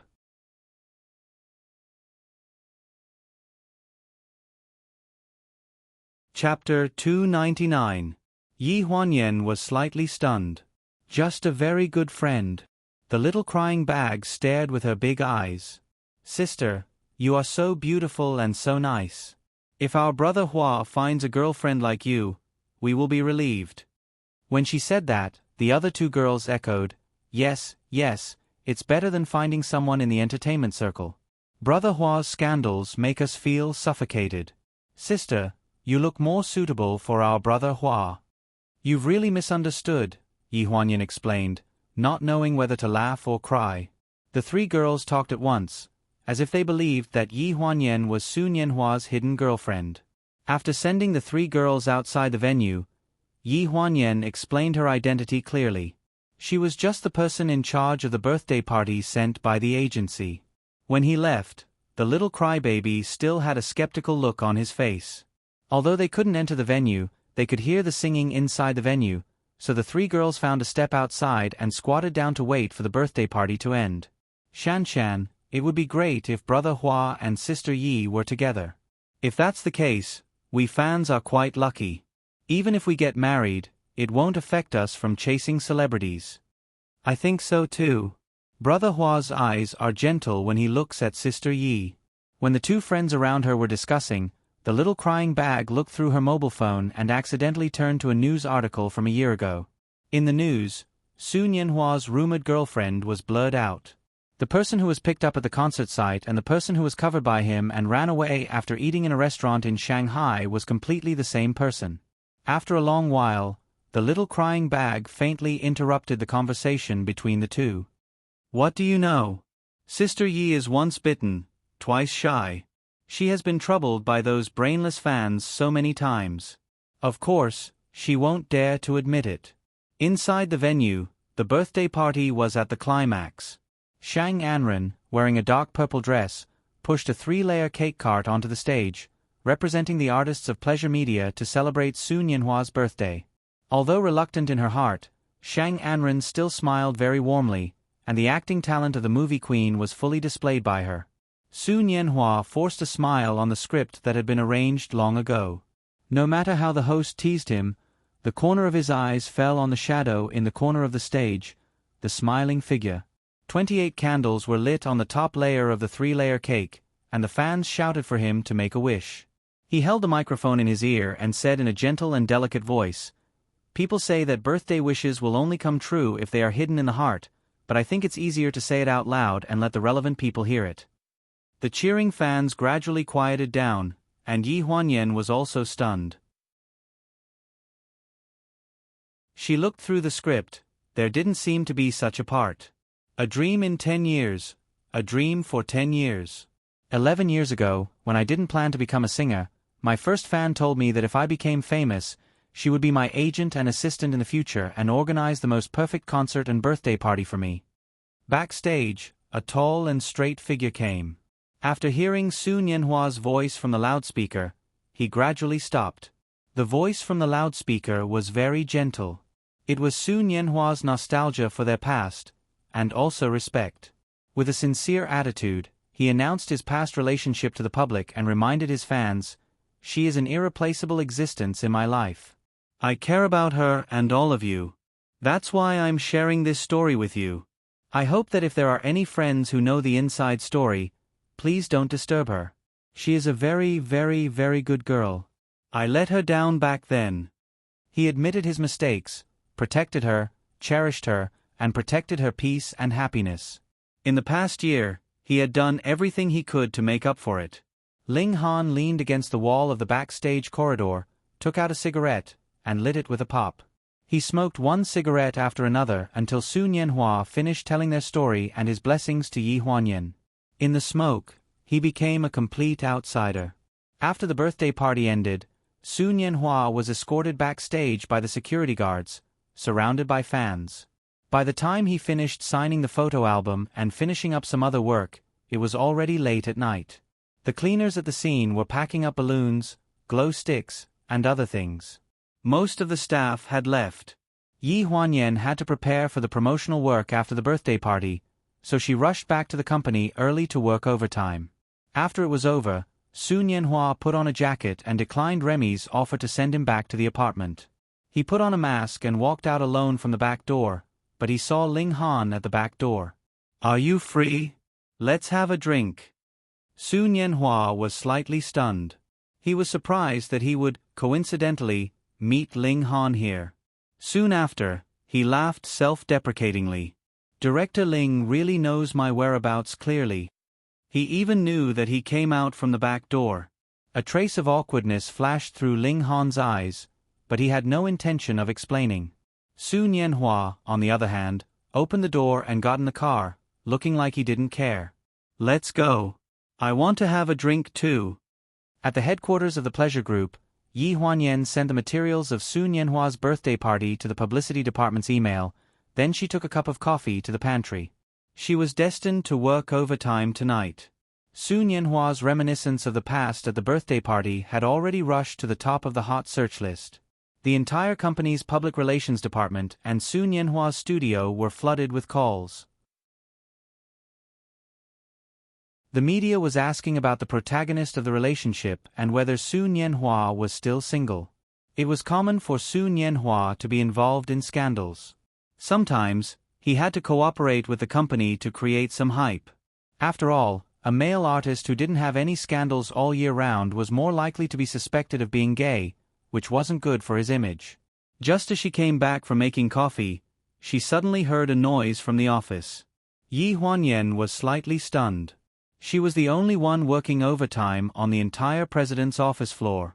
In order to save electricity, she only turned on a hallway light and a desk lamp in the secretary's office. Now that she suddenly heard the noise, she couldn't help but panic. However, the building's security guards were on patrol 24 hours a day, so she wasn't worried about a thief. Thinking that it might be the public relations department looking for her, she boldly walked towards the office. When she walked to the door, she saw that the door to the president's office was open. It was dark inside, and there was a rustling sound. She was slightly stunned and asked hesitantly, "Who's inside?" No one answered. She carefully walked into the door and fumbled for the switch on the wall. Suddenly, she was surrounded by a strong smell of alcohol. She cried out in alarm, and before she could react, her whole body was pressed against the wall. Her entire back fell into a broad embrace, and that person wrapped his arms around her shoulders from behind. The coffee cup in her hand fell to the floor with a loud noise, and the hot coffee spilled all over the floor with steam rising from it.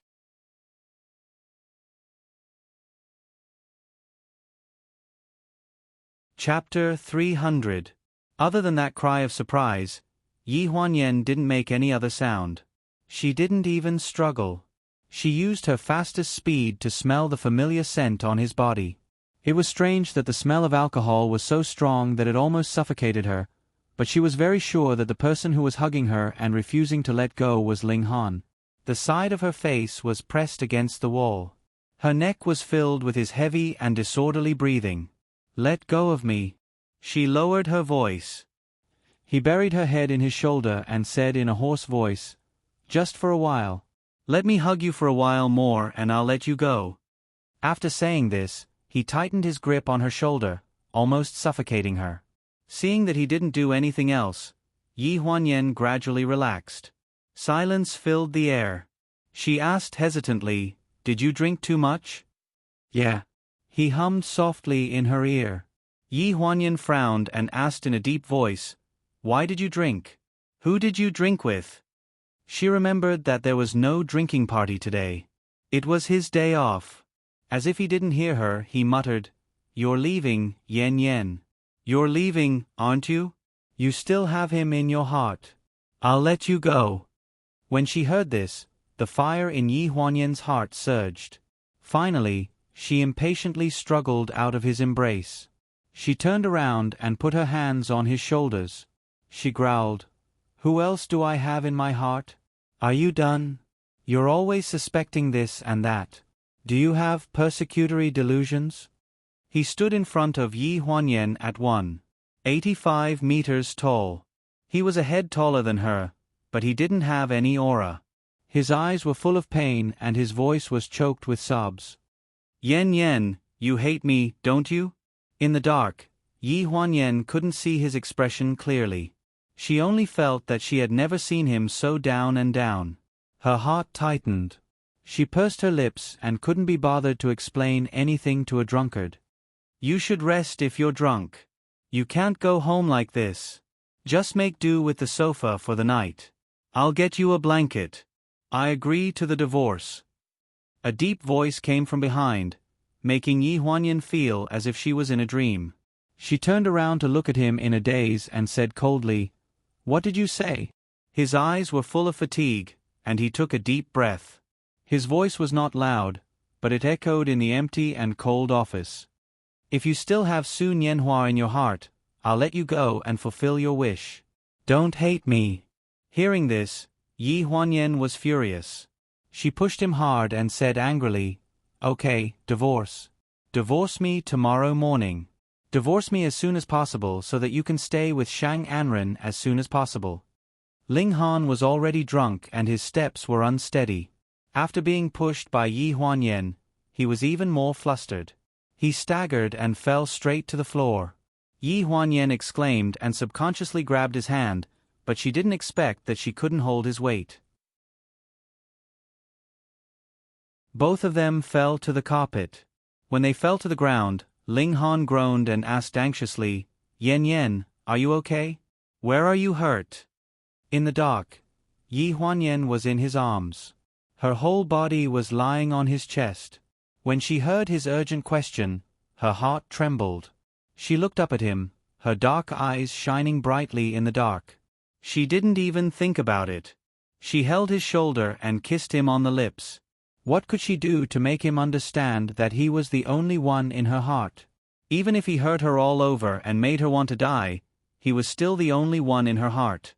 The sudden kiss made Ling Han's expression turn sluggish. The softness that came from his lips made his mind go blank. After flipping over, he was intoxicated, and for a moment, he could not tell whether this was a dream or reality. In a dreamlike state, the woman's graceful body was lying on the ground. His slightly cold hands reached into her shirt, causing her to shiver. Her skirt was tied around her waist, revealing the beautiful scenery of her lower body. His thin and slender hands pulled off her black stockings from her round breasts, all the way to her ankles. Through a thin layer of lace underwear, she could feel his hot friction. Yi Huanyan widened her eyes and clenched her teeth. She still couldn't help but let out a moan of ecstasy. Ling Han's eyes brightened. He tore off all the restraints and lifted her soft waist. Between a pair of white and soft thighs, there was an iron-like heat cruelly interspersed. The man's heavy groan, the woman's coquettish moan, the sound of the man and woman's bodies intertwining, and the sound of clothes rubbing against each other as they rolled on the carpet. It was like a symphony of lust, getting stronger and faster. For the whole night, they greedily demanded each other's body.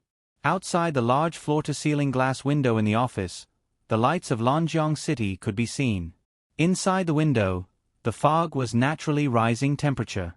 In the dim light, the two people who were rolling on the ground madly made love. They crazily enjoyed this passionate night, using their hot bodies to vent the desire in each other's hearts. The night was waning, dawn was coming, and the east showed a touch of white. When Ling Han woke up from the black leather sofa, he was covered with a thin beige woolen blanket. The room was clean and tidy. Except for his naked body, there was no trace of last night's passion in the entire office. He had a splitting headache and sat on the sofa in a daze. A wet dream? This wet dream was a little too realistic. With a hangover, Ling Han took a shower in the office before coming out. Wrapped in a large gray bathrobe, he stepped barefoot on the carpet. Just as he was tying the belt, he suddenly felt that the soles of his feet were a little sticky. He was stunned and lowered his head to look at his feet. Near the door, there was a stain on the brown plush carpet that couldn't be seen if he didn't look carefully. This stain made a small piece of the carpet stick together. He squatted down and touched it, smelling a faint coffee aroma on his fingertips. Last night. The coffee cup fell to the ground, the groan when he fell, the pain from his waist, and the sound of clothes rubbing against each other flashed through his mind. This wasn't a dream? That lingering kiss that she took the initiative to do was real? For a moment, he was wild with joy. He couldn't wait to cut this stain off and keep it forever. Ji Xiaoye's bedside alarm rang twice. Sleepily, she sat up and saw a sneaky figure in the living room. She rubbed her eyes and said in a daze, "Yen Yen, don't tell me you worked overtime last night and only came back now." Yi Huanyan's back stiffened, and she turned her head guiltily. "Yes, it was too late to work overtime. I just came back. Ling Han is really crazy." Yi Huanyan was completely guilty and timid. When she heard Ling Han's name suddenly, she retorted, "What does me working overtime have to do with him? It's not like I worked overtime with him." Ji Xiaoye looked at her strangely. "Isn't he your boss? Isn't it because he made you work overtime?" Yi Huanyan looked embarrassed. "Hey, why do you look so pale? Why are you sweating so much?" Yi Huanyan hurriedly avoided her gaze and stuttered, I'm fine. Go wash up. I'll go to work after I change."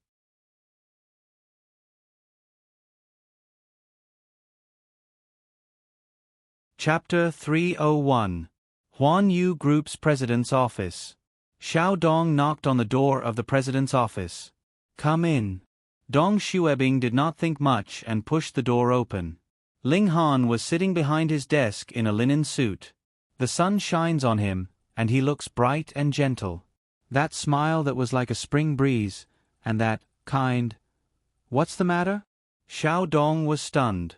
She thought she had entered the wrong office for the wrong person. "Manager Ling?" Xiao Dong paused for a few seconds and looked at Ling Han. "Manager Ling, are you looking for me?" "Yes." Ling Han coughed dryly and remembered the important matter. He asked seriously, "Secretary Yi hasn't come to work today?" "It's already 12 a.m., and it's lunchtime. Although Dong Xuebing should be resting now, there is no news from her, and her line is busy." He walked around the office with his phone like a headless chicken. In the end, he decided to ask Xiao Dong about it. After asking this question, Xiao Dong was surprised. "You don't know?" "No, what?" Ling Han was surprised. Xiao Dong took a deep breath. The internet is in an uproar. This morning, Sun Yanhua's fans posted on Twitter that Sun Yanhua had announced his relationship with Secretary Yi. Secretary Yi was called to Sun Yanhua's studio for a meeting at 8:30 am. Now, the entire PR department is preparing for the press conference. Ling Han's face changed, and he stood up. His tall figure blocked most of the sunlight behind him. "Twitter announced their relationship?" Xiao Dong was shocked and hesitated. Yes, it was announced.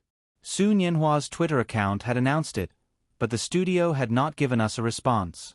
After Pleasure Group's artists leaked confidential information 2 months ago, the company was restructured, and the PR department was in charge of the artists' public relations. The PR department had to monitor the situation online. Ling Han had delegated this authority to the PR department, and this was to strengthen the PR department's ability to handle matters independently. However, the drawback of this matter was that no one came to report such a big matter to him. How is this possible? How could they announce their relationship? She had just shared a bed with him last night, and today she announced a relationship with Sun Yanhua. This was impossible. He had to ask clearly. Thinking of this, he immediately picked up his coat and strode out of the office. In Sun Yanhua's studio, a large oval office table was surrounded by a group of people. His agent, his assistant, the person in charge of Pleasure's public relations department, as well as the main characters of this incident, Sun Yanhua and Yi Huanyan, were all present. The one who spoke was Director Ferlin of the Public Relations Department. Right now, there are two ways to deal with this matter. One is to go with the flow and simply admit it first. Let's let Hua Xia and Secretary Yi announce to the public that they have been in a relationship for a period of time. The main reason is that we see that the fans are quite optimistic about this relationship. Whether it's for future publicity or for the sake of a positive image, this is undoubtedly the best solution. Before the two parties could speak, Remy stood up and objected. That won't do. Ferlin frowned at him. Do you have a better idea? In any case, it won't do. Remy was firm. After working for Su Nianhua and Ling Han for so long, if he didn't know what the big boss was thinking, he would have been in this line of work for nothing. Secretary Yi definitely couldn't announce her relationship with Su Nianhua. This definitely wouldn't do Su Nianhua any good. Ferlin had just jumped ship half a year ago, so he didn't know much about the rumors in the company. Seeing Remy's unreasonable expression, he simply ignored his opinion and directly asked the two parties involved. Su Nianhua shrugged and looked indifferent. I'll listen to Yen Yen. Yi Huanyan hesitated and asked, You said there are two ways. What's the other way? Ku Wei's studio has been contacting us recently, hoping to promote a short-term CP with Huanyan. Recently, the rumors about Huanyan being gay have been spreading too much. We think it wouldn't hurt to take this opportunity to work with them. The rumors about Su Nianhua's homosexuality started half a year ago. However, because the rumored girlfriends around him had been straightforwardly clarified one after another without any regard for the other party's reputation, many female artists in the industry were now unwilling to interact with him. This time, his Twitter account had been stolen. If he clarified, he was afraid that someone would take advantage of this loophole and be entangled in a gay scandal again. However, this Ku Wei absolutely couldn't do. Ku Wei? Yi Huanyan frowned. Doesn't she like women? Ferlin nodded in tacit agreement. Yi Huanyan immediately rejected it. This won't do. Ku Wei's way of doing things is too bold. This matter must have been brought up by her manager. If there's a slip-up and her side comes out of the closet, it will definitely implicate us. Even if we want to promote a CP, we can't do it with their family. This is too risky. I don't agree. When Ling Han arrived, Yi Huanyan was standing in front of the conference room. She crossed out Ferlin's second option with a pen and put a tick on the first option. Then, she left a sentence. Prepare for the press conference in the afternoon. The sooner the better. After the conference ended, Yi Huanyan and Su Nianhua walked out side by side. They were talking and laughing very tacitly. Ling Han stood at the corner of the corridor, feeling very uncomfortable. His feet felt like they were filled with lead, and he couldn't move. Ferlin was the last to come out of the conference room. When he saw Ling Han, he reported the contents of the meeting in full detail. He also explained the final choice between the two options. Ling Han asked in a hoarse voice, She chose the option? Ferlin nodded. Yes, Secretary Yi is very straightforward and dutiful for the company. We tentatively plan to date for a year. After a year, when the fans' thoughts fade, we'll leak some rumors of discord. He didn't notice the deep fatigue in Ling Han's eyes. The method of returning She to another body was familiar. He used to play along with Shang Anren. He hid Yi Huanyan behind him and couldn't see the light, while he went in and out with other women under the flashing lights. Now, it was his turn, wasn't it? At the press conference in the afternoon, Su Nianhua and Yi Huanyan had a tacit understanding when faced with the reporters' questions. Because it was their first love, there was no need for any script in advance when it came to questions about relationships. They answered truthfully. After the press conference, Yi Huanyan's name and high-definition, uncensored photos were all exposed on the internet. She appeared in the public eye as Su Nianhua's first and current girlfriend. All the major news software crashed, and it became the most popular traffic that year. Aren't you afraid that he'll misunderstand? Su Nianhua's gentle voice sounded in the car. In the passenger seat beside him, Yi Huanyan massaged her temples with both hands. She seemed to be in low spirits as she said sullenly, the incident of you going to the water splashing festival in Thailand last time caused an uproar on the internet. If you deny your relationship with me this time, I'm afraid you'll really become a homosexual. There are priorities. I can't just leave you in the lurch. Besides, he won't misunderstand.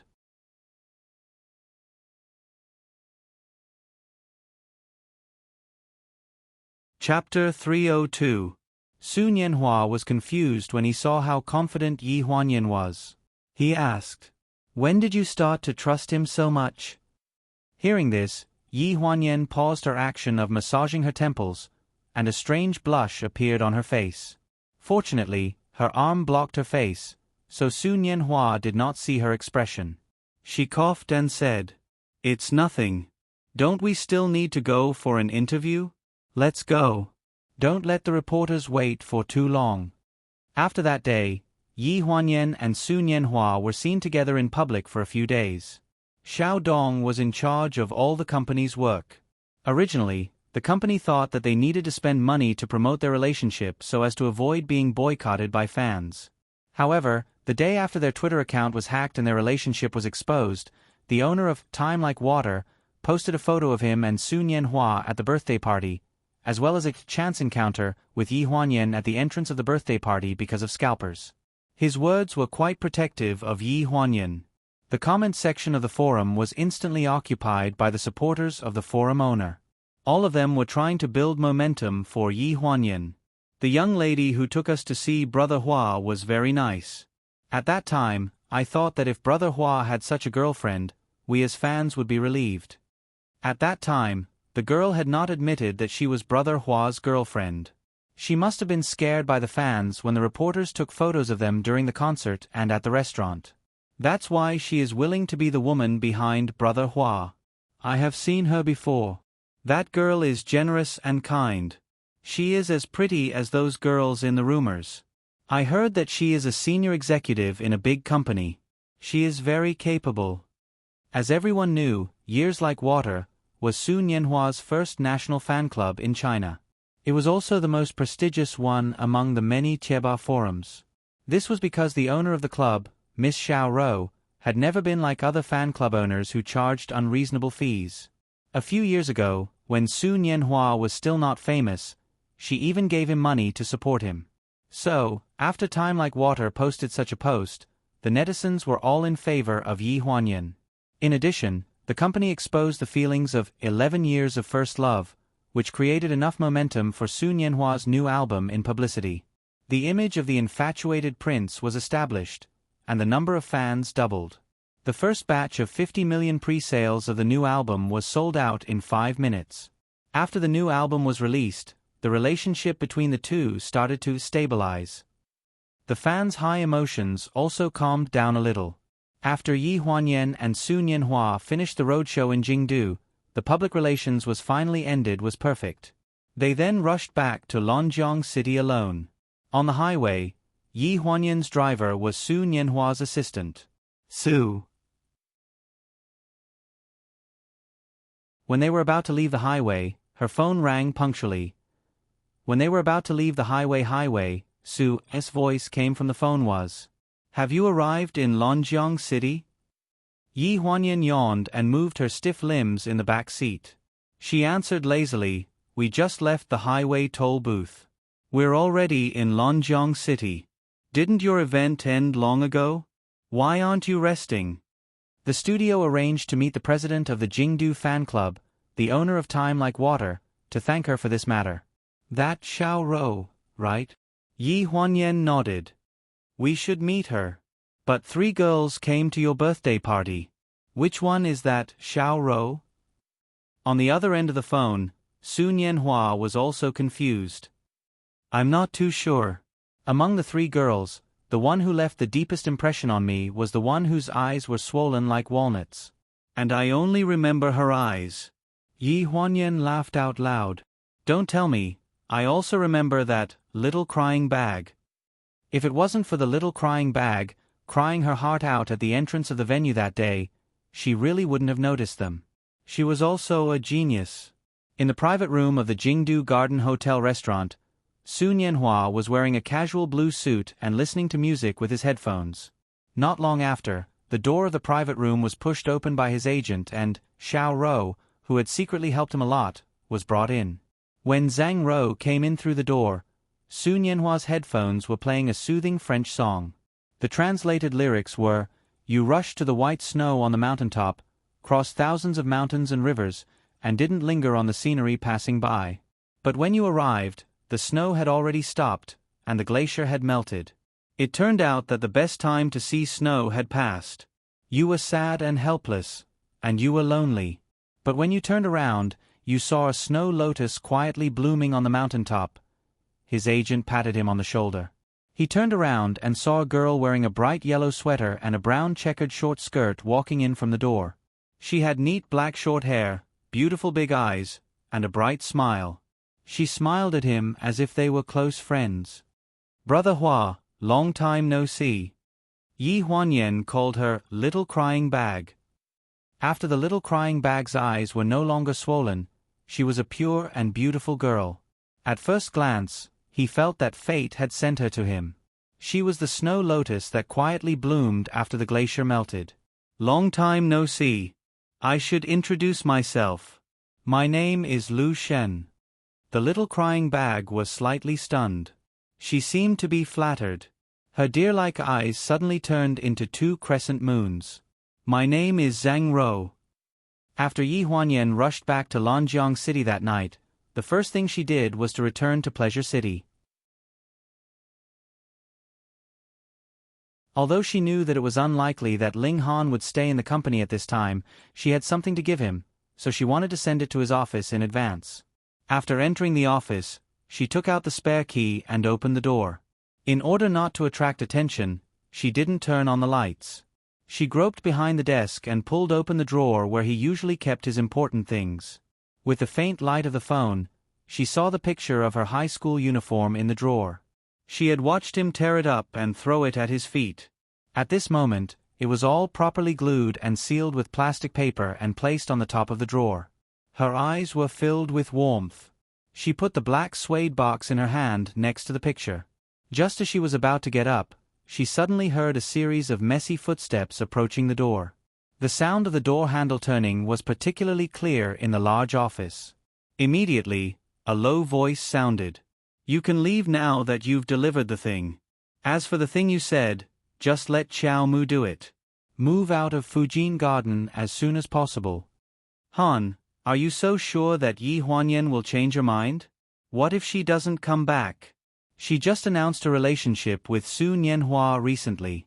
Although it was decided by the company's public relations, the past on the internet is true. "Haven't you thought that maybe she wants to turn the fake into reality?" Shang Anren's voice was still as coquettish as usual. Even the words she said behind his back were so charming that it distracted him.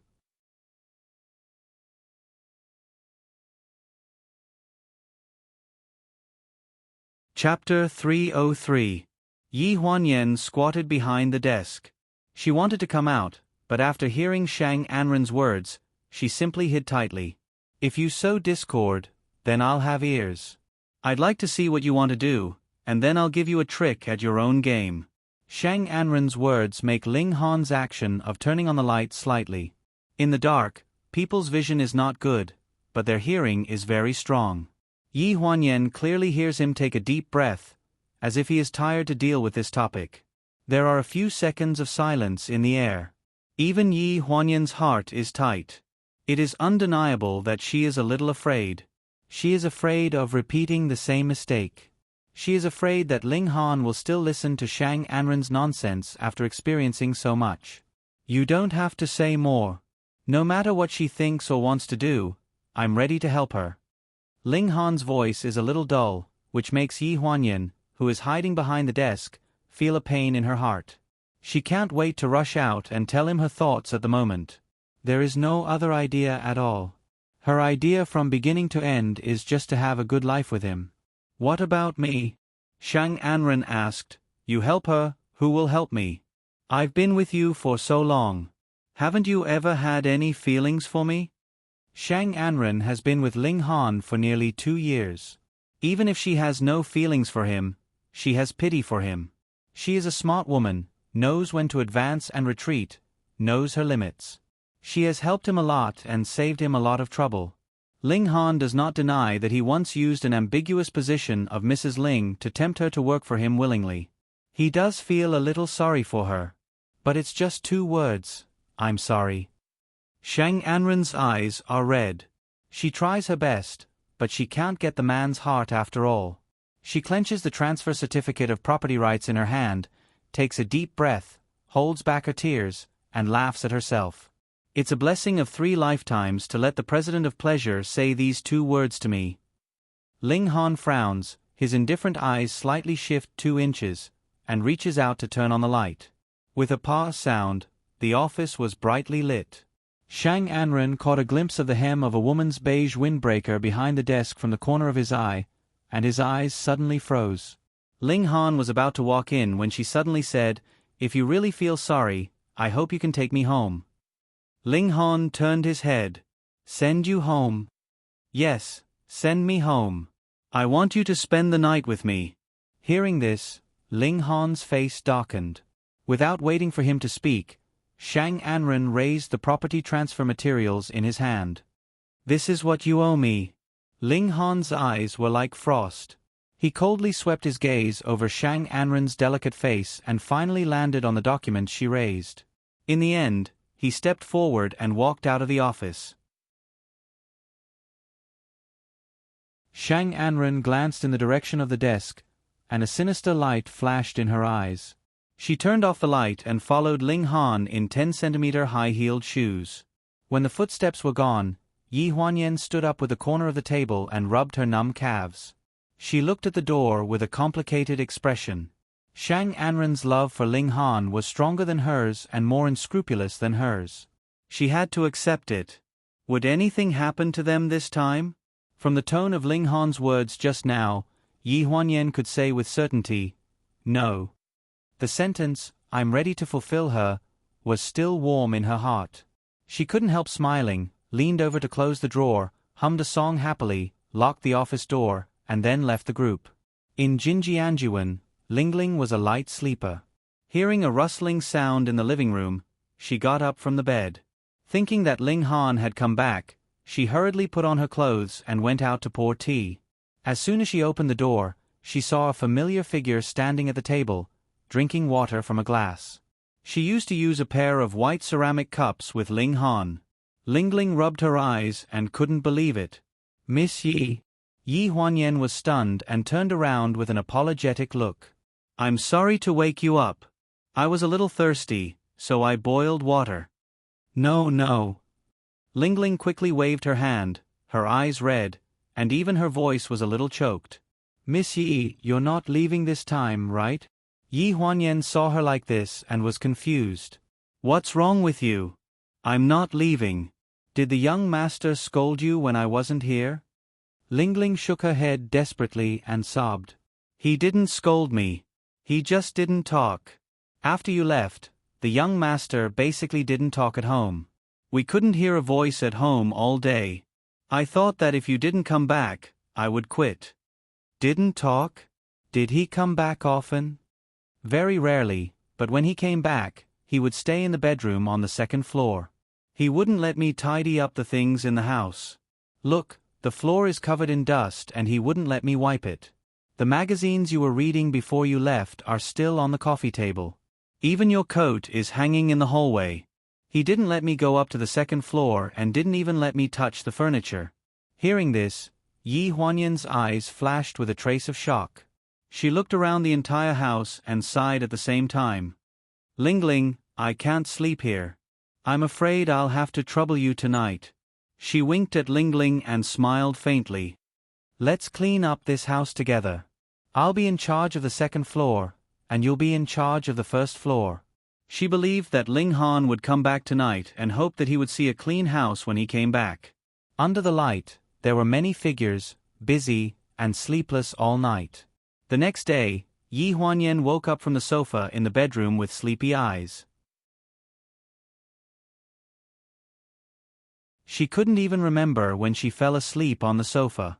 After waking up, she glanced at the time. It was 8 o'clock in the morning. She washed up and was in time to go to work at 9 o'clock. She yawned and went downstairs and asked Lingling if Ling Han had come back last night. Lingling also looked tired.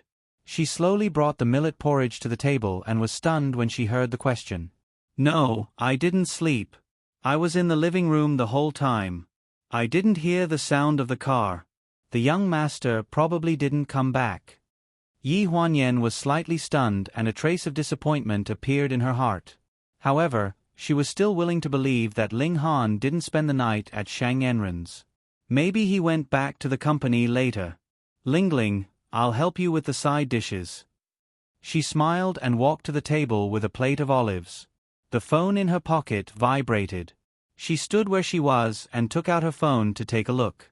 Her hand that was holding the olives trembled violently and she held them firmly. She clicked on the link and felt her brain explode with a buzzing sound. The link was the headline of the day. A high-powered camera captured the master bedroom on the second floor of Fujin Court. The video of a man and a woman being intimate was solid evidence. The bright title was particularly dazzling in Yi Huanyan's eyes. Movie queen Shang Enren and pleasure group's president Love Nest spent a spring night together. She put the plate in her hand on the table, took a deep breath and slowly exhaled. She forced herself to calm down and kept telling herself, Yi Huanyan, calm down. This can't be true. It can't be.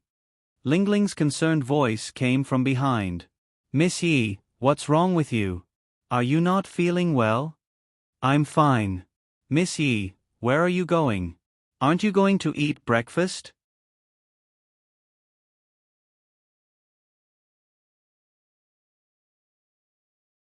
Chapter 304. In the president's office of Pleasure Group, when Yi Huanyan rushed to the office, she heard from Xiao Dong that Ling Han had gone directly to the public relations department to deal with the news of the day before. She couldn't see him for the whole morning. Near noon, there was a sound of footsteps in the corridor of the secretary's office. She stood up from her seat and strode to the door. But she saw a charming figure walking side by side with Ling Han. It seemed natural for the male and female protagonists of the news to come and go together. Yi Huanyan only felt a pinch in her heart. She couldn't ask a word of what she wanted to ask. When Shang Anren saw Yi Huanyan, she rolled her eyes and said with a smile, Secretary Yi, I haven't seen you for a long time. I'm going to have lunch with President Ling. Do you want to join us? Ling Han's eyes slightly stagnated, and he looked at Yi Huanyan motionlessly. There was a trace of inexplicable expectation for her reaction in his heart.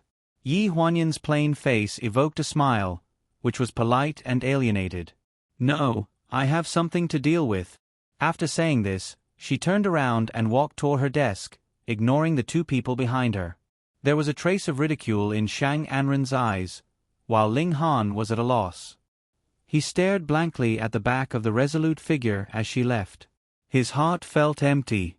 Even though he had long expected that she would no longer care about what kind of scandals he had and what kind of women he had around him, this kind of reaction still made him feel as if he had fallen off a cliff. She could forgive, but she would not love again. Han, let's go. I have something to tell you. Shang Anren pushed open the door of the president's office with one hand, stepped aside to let go of the way, and reminded Ling Han to go in. Yi Huanyan walked to the desk and paused slightly, but did not look back. Not long after entering the door, Shang Anren sat at the coffee table and drank tea. Her slender legs were crossed, and her fingers holding the coffee cup were as white as jade. Han, you don't have to rush me to the press conference to clarify the news. It's not like it hasn't happened before, but I don't see you care so much. The media is just for attention. How many people will remember this kind of thing? Ling Han glanced at her with indifference in his eyes. Just do what you need to do. Don't do useless things. Thinking about what had just happened, Ling Han's voice deepened. Also, don't put on an act in front of Yi Huanyan in the future. Shang Anren's hand that was holding the cup stiffened slightly. She pursed her lips and whispered, Got it. Ling Han came back to get a document. Just as he was about to open the drawer on his left, there was a knock on the door. Knock, knock, knock. President Ling, Yi Huanyan's clear voice pulled back all of Ling Han's thoughts.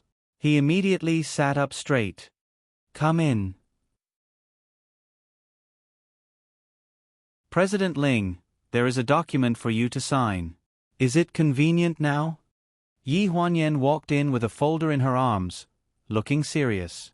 Ling Han nodded, the tiredness in his eyes reduced a little, and his voice was low. "Well, give it to me." When signing, Yi Huanyan glanced at Shang Anren from the corner of her eyes and reminded her intentionally or unintentionally, "President Ling, you said before that you wanted to meet Professor Xiao from Fengde at noon today in a restaurant nearby. Do you want to adjust the time?" Without waiting for Ling Han to speak, she emphasized, "Professor Xiao is very busy. It took a month for us to make the appointment today.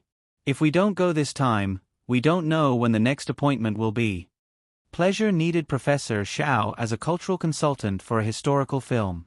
Originally, this matter didn't need Ling Han to do it himself, but Professor Xiao was Wen Qingwan's teacher when she was studying for her master's degree, so Ling Han was very respectful to him.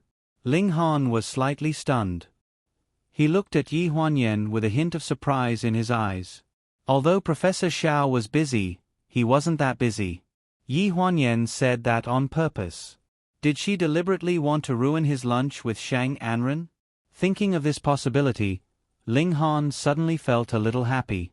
Without waiting for him to speak, Shang Anren coughed dryly in the office. "Han, I have a magazine cover shooting in the suburbs this afternoon.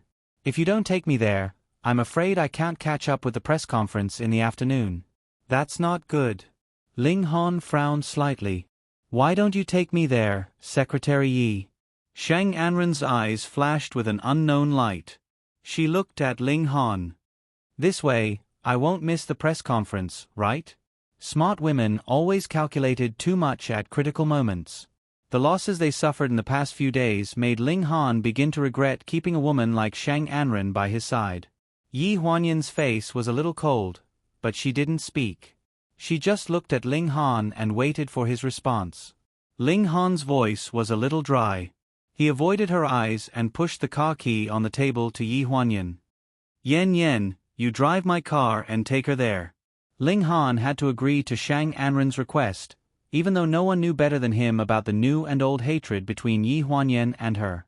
Yi Huanyan's flat mouth finally raised a self-mocking arc. "Okay." Looking at Yi Huanyan and Shang Anren walking out of the office one after another, Ling Han frowned and sighed silently in his heart. "Forget it. I'll explain it to her after the press conference." Shang Anren followed Yi Huanyan into the underground garage, and 2 pairs of high-heeled shoes made a sound of staggered steps. She walked to the door. "In fact, if I were you, I wouldn't choose to come back to work. Does it feel good to humiliate yourself?" "Secretary Yi." Shang Anren looked at Yi Huanyan's back and provoked her.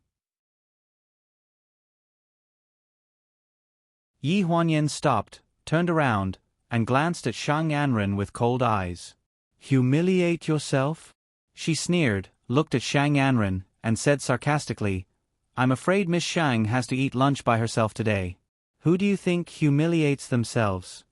Hearing this, Shang Anren's face suddenly turned white, and she looked at Yi Huanyan with more fierceness in her eyes.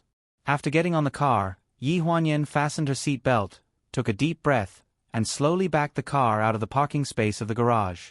She didn't notice a black figure in the mirror outside the window, hidden behind the silver-white business car. After the car drove out of the garage, a figure came out of the corner of the garage. She was wearing a wide black coat, but it could still be seen that she was a woman. She wore a mask and sunglasses, and there was an obvious red scar on her cheek. She walked towards the exit of the basement. When she passed by the trash can, there was a cold light in her sleeve. Clang! A wrench fell into the trash can, making a loud noise. The man seemed to enjoy hearing such a sound very much. Through the mask, he gave a sinister laugh. In the office of Pleasure Group, Ling Han opened the drawer to take the document. As soon as he opened it, he saw a black suede box.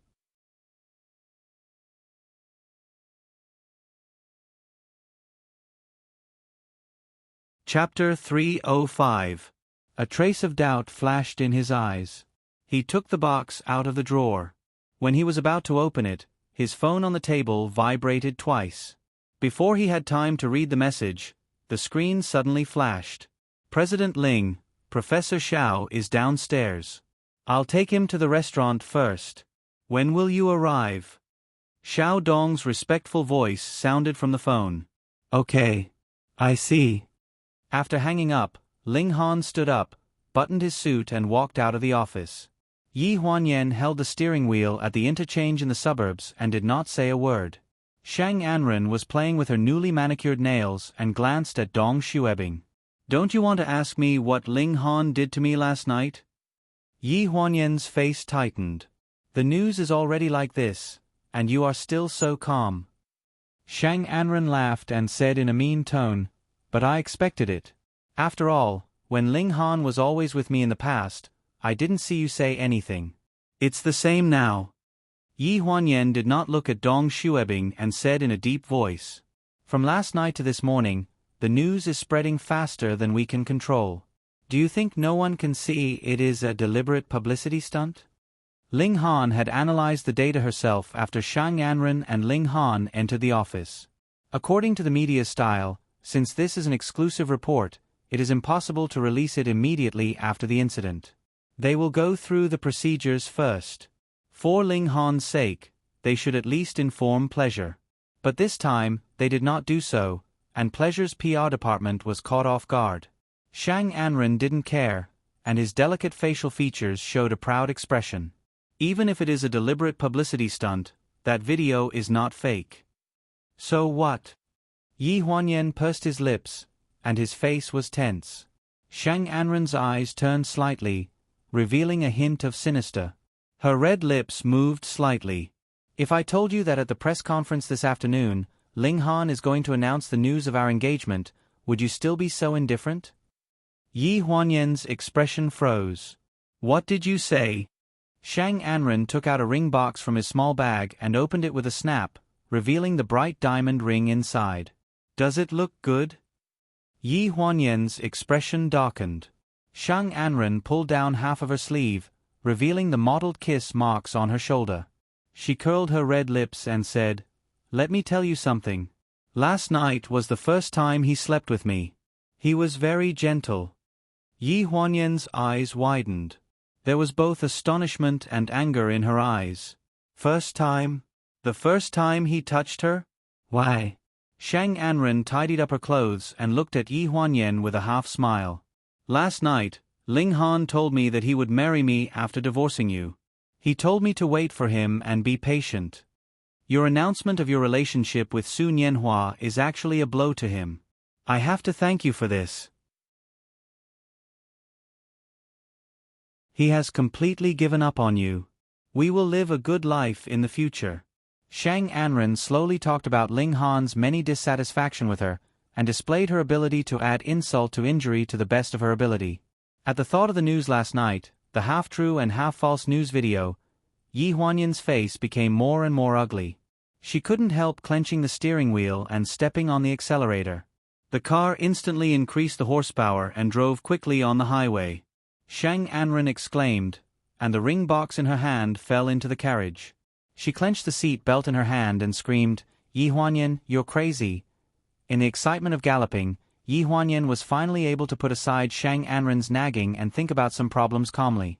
Her love and hatred with Ling Han, the awkwardness between Ling Han and Shang Anren, and what she heard behind her desk last night, and even the inexplicable news. When the car drove to the entrance of the mountain road, she released the accelerator and suddenly sneered. If Ling Han really proposed to you, I'm afraid you wouldn't bother to show off in front of me, right? The air in the car solidified a little, and Shang Anren's face turned pale, but she still straightened her neck and said, Of course, I want to tell you. I also want to warn you that if you want a divorce, divorce early and don't seduce other people's husbands. Other people's husbands? Yi Huanyan slowly exhaled a mouthful of turbid air. She completely saw Shang Anren's guilty conscience, but she was relieved. She said calmly, I haven't divorced him yet. You don't have to be so self-righteous to be a mistress, do you? We'll divorce. Shang Anren opened her eyes wide and stared at Yi Huanyan fiercely. Although she tried her best to put on a threatening look, Such a sentence had already betrayed her guilty conscience. As soon as the words came out of her mouth, the look in her eyes changed. She took a deep breath and stared at Yi Huanyan with embarrassment and anger. Yi Huanyan raised her eyebrows, completely released the accelerator, held the steering wheel and turned on the winding mountain road. Although you think you're smart in front of me, I still want to thank you. Shang Anren frowned. Yi Huanyan, are you sick? Yi Huanyan's eyes flashed with some intelligence and cunning. She paused for a few seconds and said with a smile, "Thank you for telling me that for more than a year, in fact, my husband has never touched you." Shang Anren's face was white with a hint of blue and red, as if she was full of anger, but she couldn't say a word. At last, she stamped her foot angrily in the middle of venting. The car shook slightly, and then there was no follow-up. Yi Huanyan was in a very good mood. She turned on the music in the car, a soothing French song. Su Nianhua just recommended it to her in the morning, Snow Lotus. Shang Anren held the seat belt and was about to lower her head to pick up the diamond ring, but the speed was too fast. Every time she turned the corner of the winding mountain road, the whole person would tilt a little. She frowned and said angrily, "Can you slow down? I'll pick something up." Yi Huanyan was not a person who added insult to injury. In addition, she was in a good mood at the moment, so she agreed. She held the steering wheel and was ready to slow down a little bit. Shang Anren waited for a long time, but the car still didn't slow down. She asked impatiently, "Hey, are you deliberately against me? What's the matter with you?" She looked up at Yi Huanyan, but found that her face was covered with a thin layer of sweat, and her hands holding the steering wheel were trembling slightly. "Hey!" Yi Huanyan's face was calm, and her limbs were almost stiff. She turned a deaf ear to Shang Anren's words, because when she just tried to slow down, she found that the speed could not be reduced at all. It suddenly occurred to her that the speed had been like this since she had just released the accelerator. At first, the car was stable, but now she had clearly felt that there were problems with the wheels and brakes. She couldn't stop. In the restaurant downstairs of the pleasure group, Ling Han and Professor Xiao finished their meal. They sent Professor Xiao away and went back to the office alone. As they walked, they looked at the unread messages in the mobile phone. After scrolling down 2 messages, they suddenly saw the message from an unknown sender that had been received in the office half an hour ago. "Ling Han, you don't remember me, do you? I've tampered with the car. Your 2 women are in the car. If you're lucky, you can see the message earlier. Maybe you can catch up with them." "Car? Tampered with?" Ling Han's eyes were instantly covered with a layer of frost, and the hand holding the mobile phone kept shaking.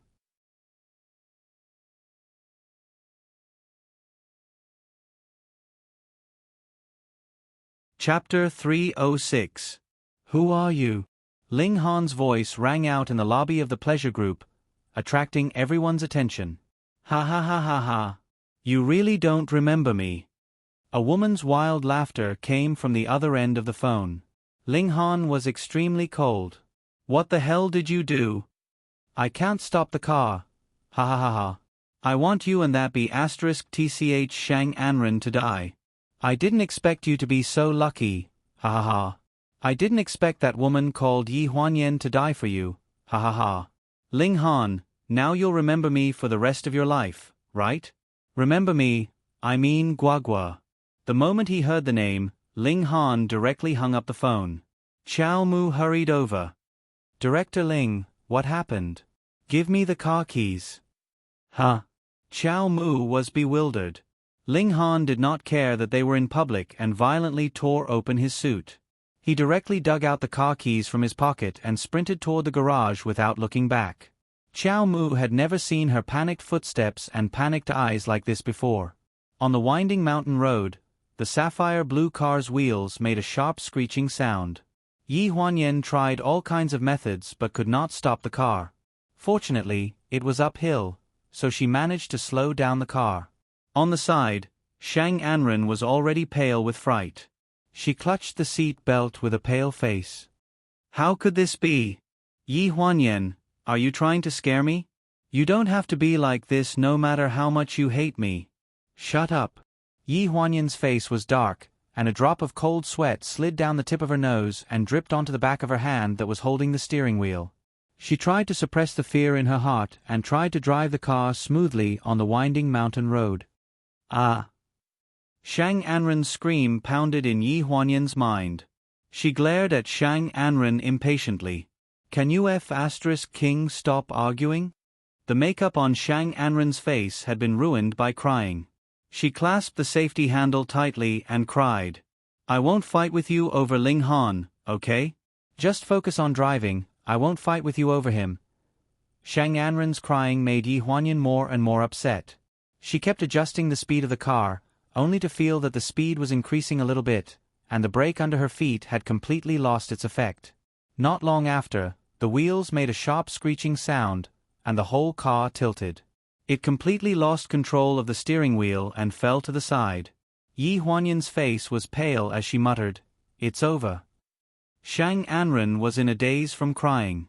She vaguely thought that she heard the word, too late, and said anxiously, It's not too late. I promise that I'll cut off all ties with him when I go back. We won't see each other again. I beg you. Drive carefully and don't be impulsive.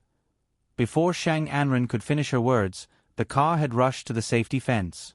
At that moment, Yi Huanyan had a decisive look in her eyes. She made a prompt decision, suddenly unfastened her seatbelt, sideways past Shang Anren, opened the door of the co-pilot's seat, and at the same time, pushed her out of the car in Shang Anren's frightened eyes. Boom! A loud noise resounded throughout the valley. The royal blue car hit the protective fence straight and smashed the whole protective fence. Then, under inertia, the whole car shook violently and fell down the cliff. Shang Anren rolled several times on the ground and fainted in pain. There was a harsh roar in her ears. When Ling Han arrived at the scene, only Shang Anren with disheveled hair was left kneeling 5 or 6 meters away from the smashed protective fence on the huge mountain road. Her eyes were empty. She was covered with bloodstains, and her delicate face was covered with dried blood. When she heard someone calling her, she raised her head in a daze, only to see Ling Han looking at her. Her lips were moving, and the muscles on her face were trembling, but she couldn't hear a sound.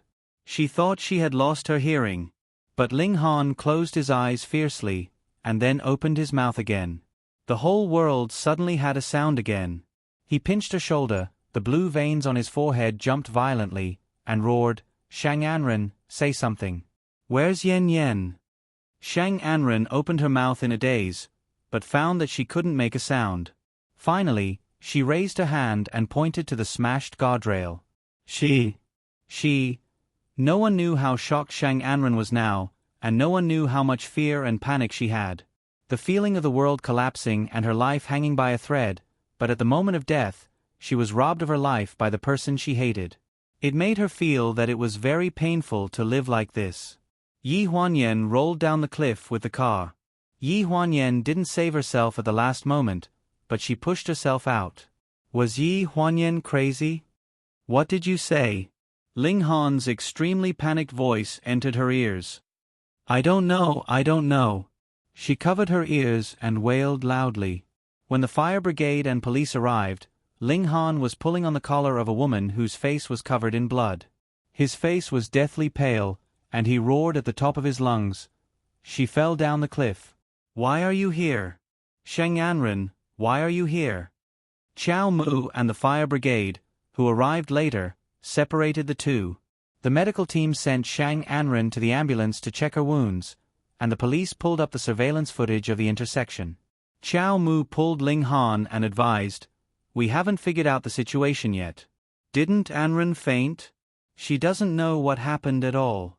Calm down, Director Ling. Ling Han's face darkened, and he turned around and fiercely punched the hood of the car. With a loud bang, 3 clearly visible holes appeared on the black hood. Shang Anren's intermittent sobbing came from the medical vehicle. At the time, the car lost control, and Yi Huanyan drove towards the railing. I was so scared that I didn't know what happened. She suddenly pushed me out of the car, and then I fainted. When I woke up, there was only the broken railing in front of me. There was nothing else. After the uniformed police finished taking the statement, he walked towards Ling Han with a record book. "You're Yi Huanyan's family, right? It's like this. We investigated the surveillance footage at the intersection, and the situation is similar to what Miss Shang said. According to the number you provided half an hour ago, my colleagues also found the suspect who tampered with the car. We're still investigating whether she tampered with the car's death." Where's Yi Huanyan? Ling Han interrupted the police officer's words and stared at him with a threatening gaze. The police felt very uncomfortable under his stare. He raised his hand to support the brim of his hat and said with a frown, "According to the situation, there's an 80 to 90% chance that she can't be saved. The car has already fallen off the cliff. What did you say?" Ling Han suddenly grabbed the police's collar, and his face was extremely dark. "We haven't found her yet, and you're telling me that you can't find her. Which police station are you from, and who is your director?" His angry roar resounded throughout the entire valley. The police officers who were handling the situation on the side all surrounded them. Some pulled out their guns, and some pulled out their batons. The scene was chaotic.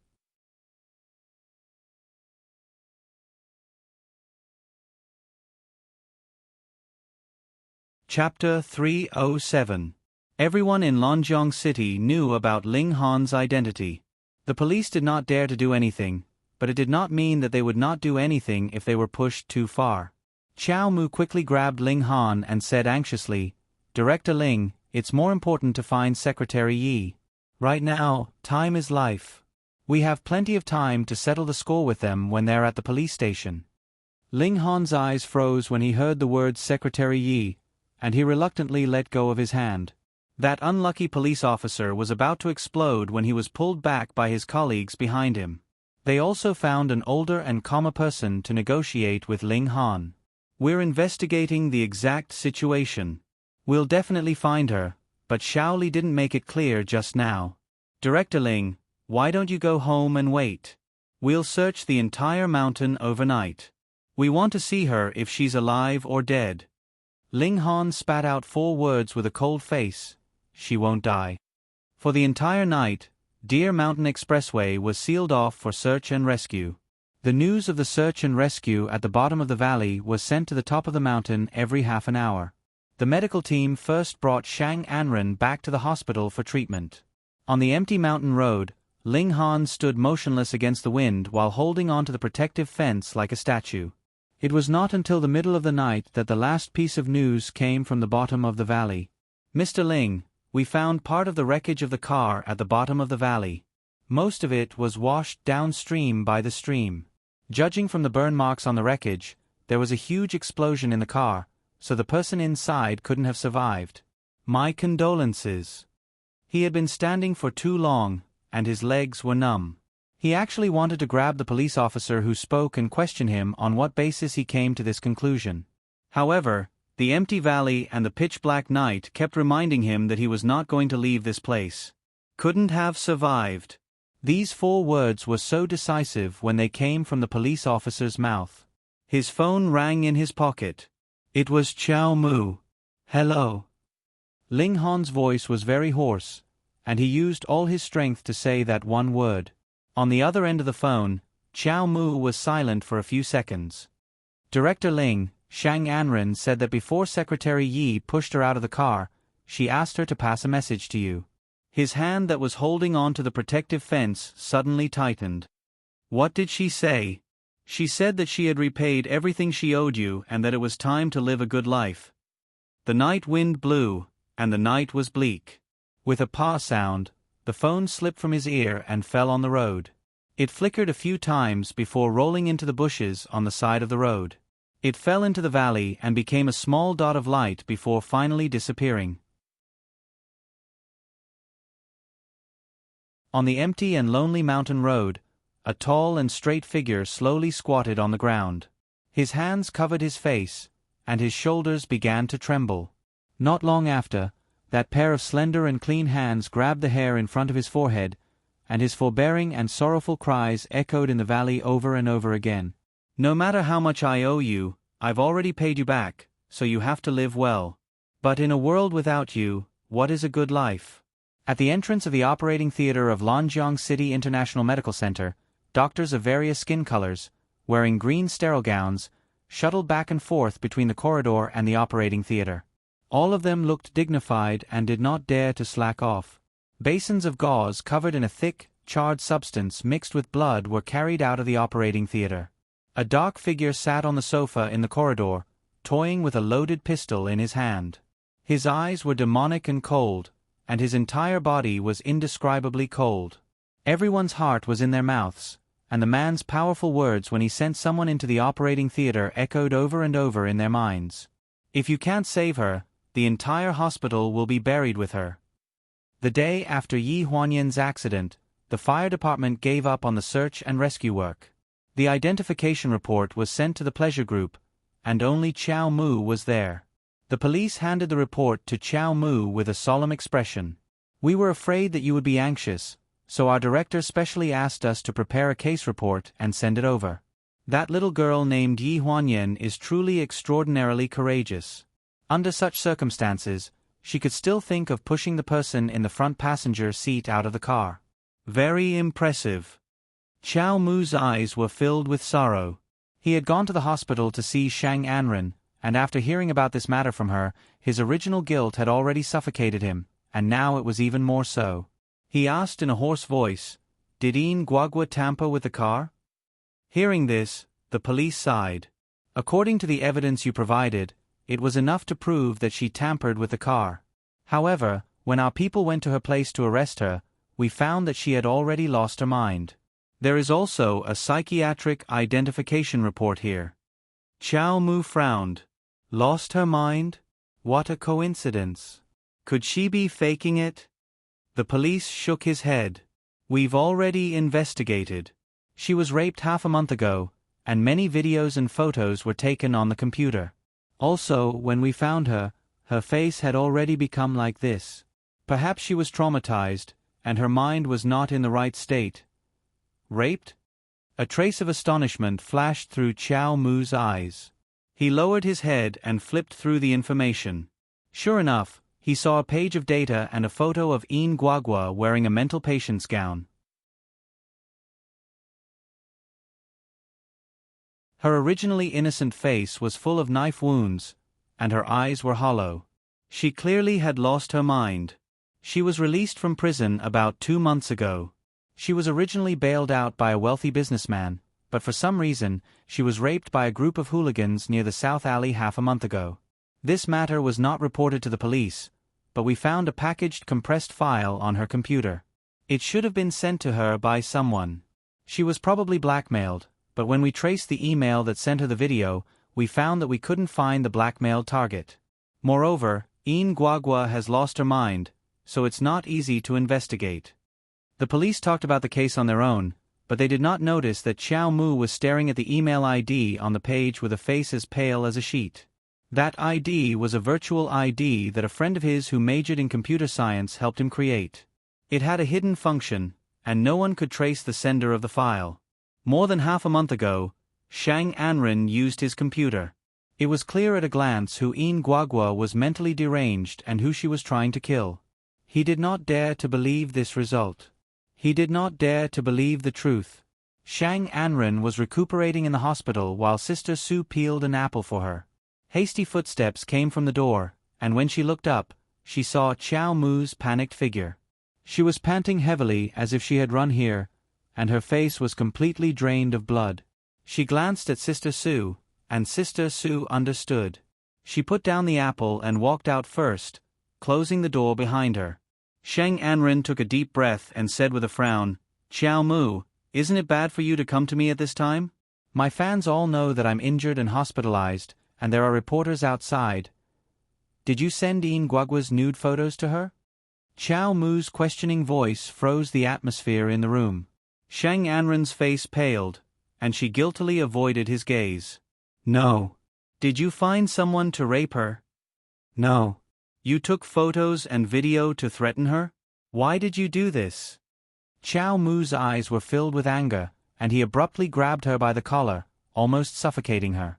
Shang Anren screamed and slapped at Qiao Mu's arm, struggling. "Let go of me! If I don't do this, she will tell the truth about Yi Huanyan's car accident to Ling Han, and you and I will be finished.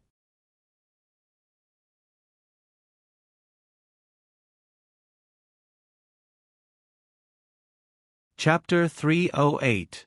It's all because of you. Shang Anren's scream caused Xiao Mu to loosen her grip. She scrambled to the other side of the bed and looked at Xiao Mu with lingering fear. Xiao Mu clenched her fingers, her face tense. After a while, a trace of dejection appeared in her eyes. For me? He laughed and fell onto the sofa. When have you not done it for yourself? Shang Anren pursed her lips and did not dare to speak. Do you know who tampered with the car? Shang Anren did not dare to respond. In reality, before he came, she had already seen the news report that Yin Guagua did it. She had also gone crazy. The police could not find a motive for the murder because she was mentally ill, so she had been directly transferred to a mental hospital. You were the person that Yin Guagua originally wanted to kill, right? Xiao Mu looked at Shang Anren with grief in her eyes. Yi Huanyan died for you, yet you can still say something like that? How can you stay here as if nothing happened? I didn't know that things would turn out like this. Shang Anren explained in a small voice. Xiao Mu only felt a turbid feeling in his chest.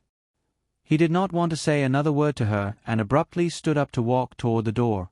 Shang Anren hastily got off the bed and staggered a few steps before reaching out to grab his wrist. Where are you going? Xiao Mu looked down at her hand and scoffed. Don't worry, I won't tell Ling Han what you did. The matter of you instigating me to switch the DNA test, the matter of you having Yin Guagua hit Secretary Yi with her car, and also the matter of you suddenly calling me to luxurious brocade court that night and going to bed with me. Even so, he doesn't know anything. Do you think you can stay by his side? Don't tell me. I don't want to know. Xiao Mu shook off her hand, her eyes full of sorrow. Just treat it as if I misjudged you.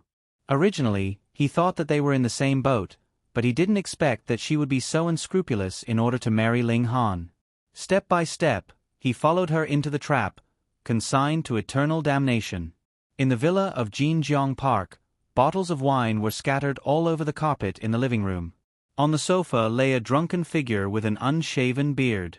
When he woke up, he went to the wine cellar to get a batch of wine. After he got drunk, he would lay on the sofa and dream, repeatedly capturing her figure in his dream. There was a car parked in the courtyard, and the doorbell was ringing loudly. Lingling came out of the kitchen and glanced at the sofa. She sighed and hurried to the door. When she opened the door, she was slightly stunned. Are you Su Nianhua? Su Nianhua nodded slightly and said coldly, I'm looking for Ling Han. He's at home, right?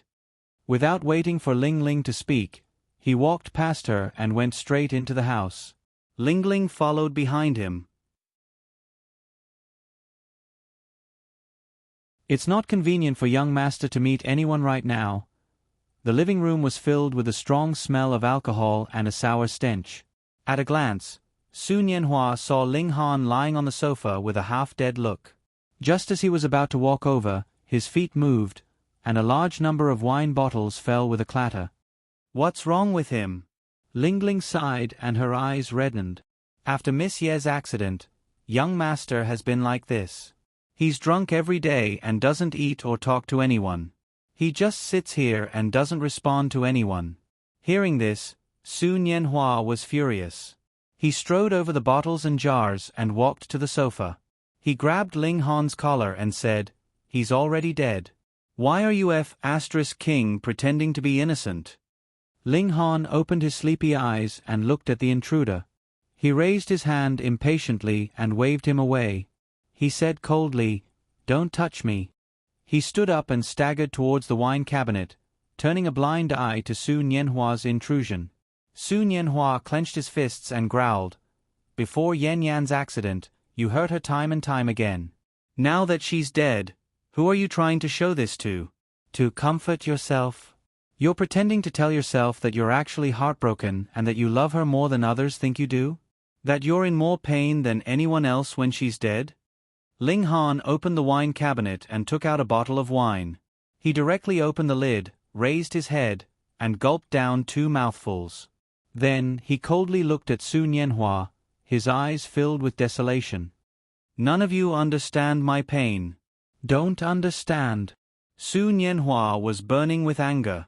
He took 3 steps forward and threw a punch without saying anything. The punch made a muffled sound, accompanied by Ling Ling's scream. Ling Han fell to the ground, and the wine bottle hit the floor tiles. With a clang sound, it broke, and the orange-yellow turbid liquid flowed all over the floor. Ling Han dropped the bottle and touched the corner of his mouth. He felt blood on his hand, and his nose was full of the smell of blood. He laughed self-deprecatingly and got up. He leaned against the wine cabinet and stared at Su Nianhua. What's wrong? Now that she's gone, you want to compete with me to see who loves her more? What's the point? Su Nianhua felt anger rush to the top of his head.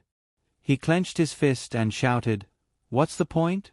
I also want to ask you what's the point of my first love, whom I've been guarding for 10 years, being beaten black and blue by you? What's the point of being accused of not being your biological child when she was pregnant with your child? What's the point of being kicked out of the family? She clearly suffered a miscarriage, but she begged us not to tell you that the paternity test was fake. She wholeheartedly protected you, but in exchange for nothing and even lost her life. What's the point of all this?"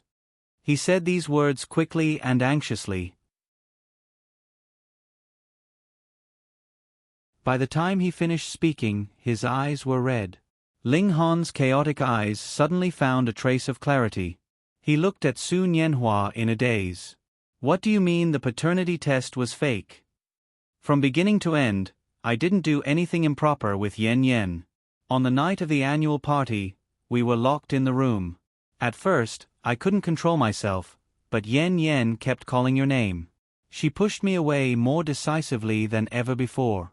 From beginning to end, she only had you in her heart." Su Nianhua's eyes were about to split open. His eyes were bloodshot as he enunciated every word. These were the tears of blood that Yi Huanyan had shed for the past 2 years. "What are you saying? Impossible. Why should I believe you?" Ling Han's face was cold.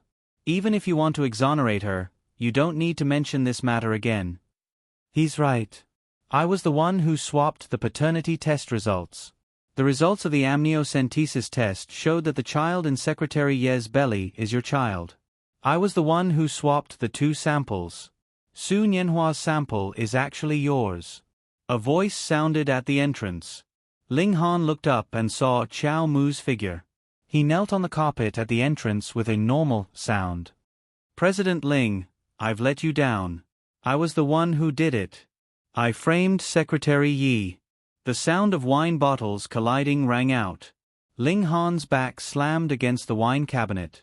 His face was deathly pale as he stared at Chao Mu in disbelief. He did not dare to believe every word that came out of his mouth. You're tuning in to the Narrate and Escape YouTube channel. Don't forget to subscribe and join us on this journey to catch the most captivating stories.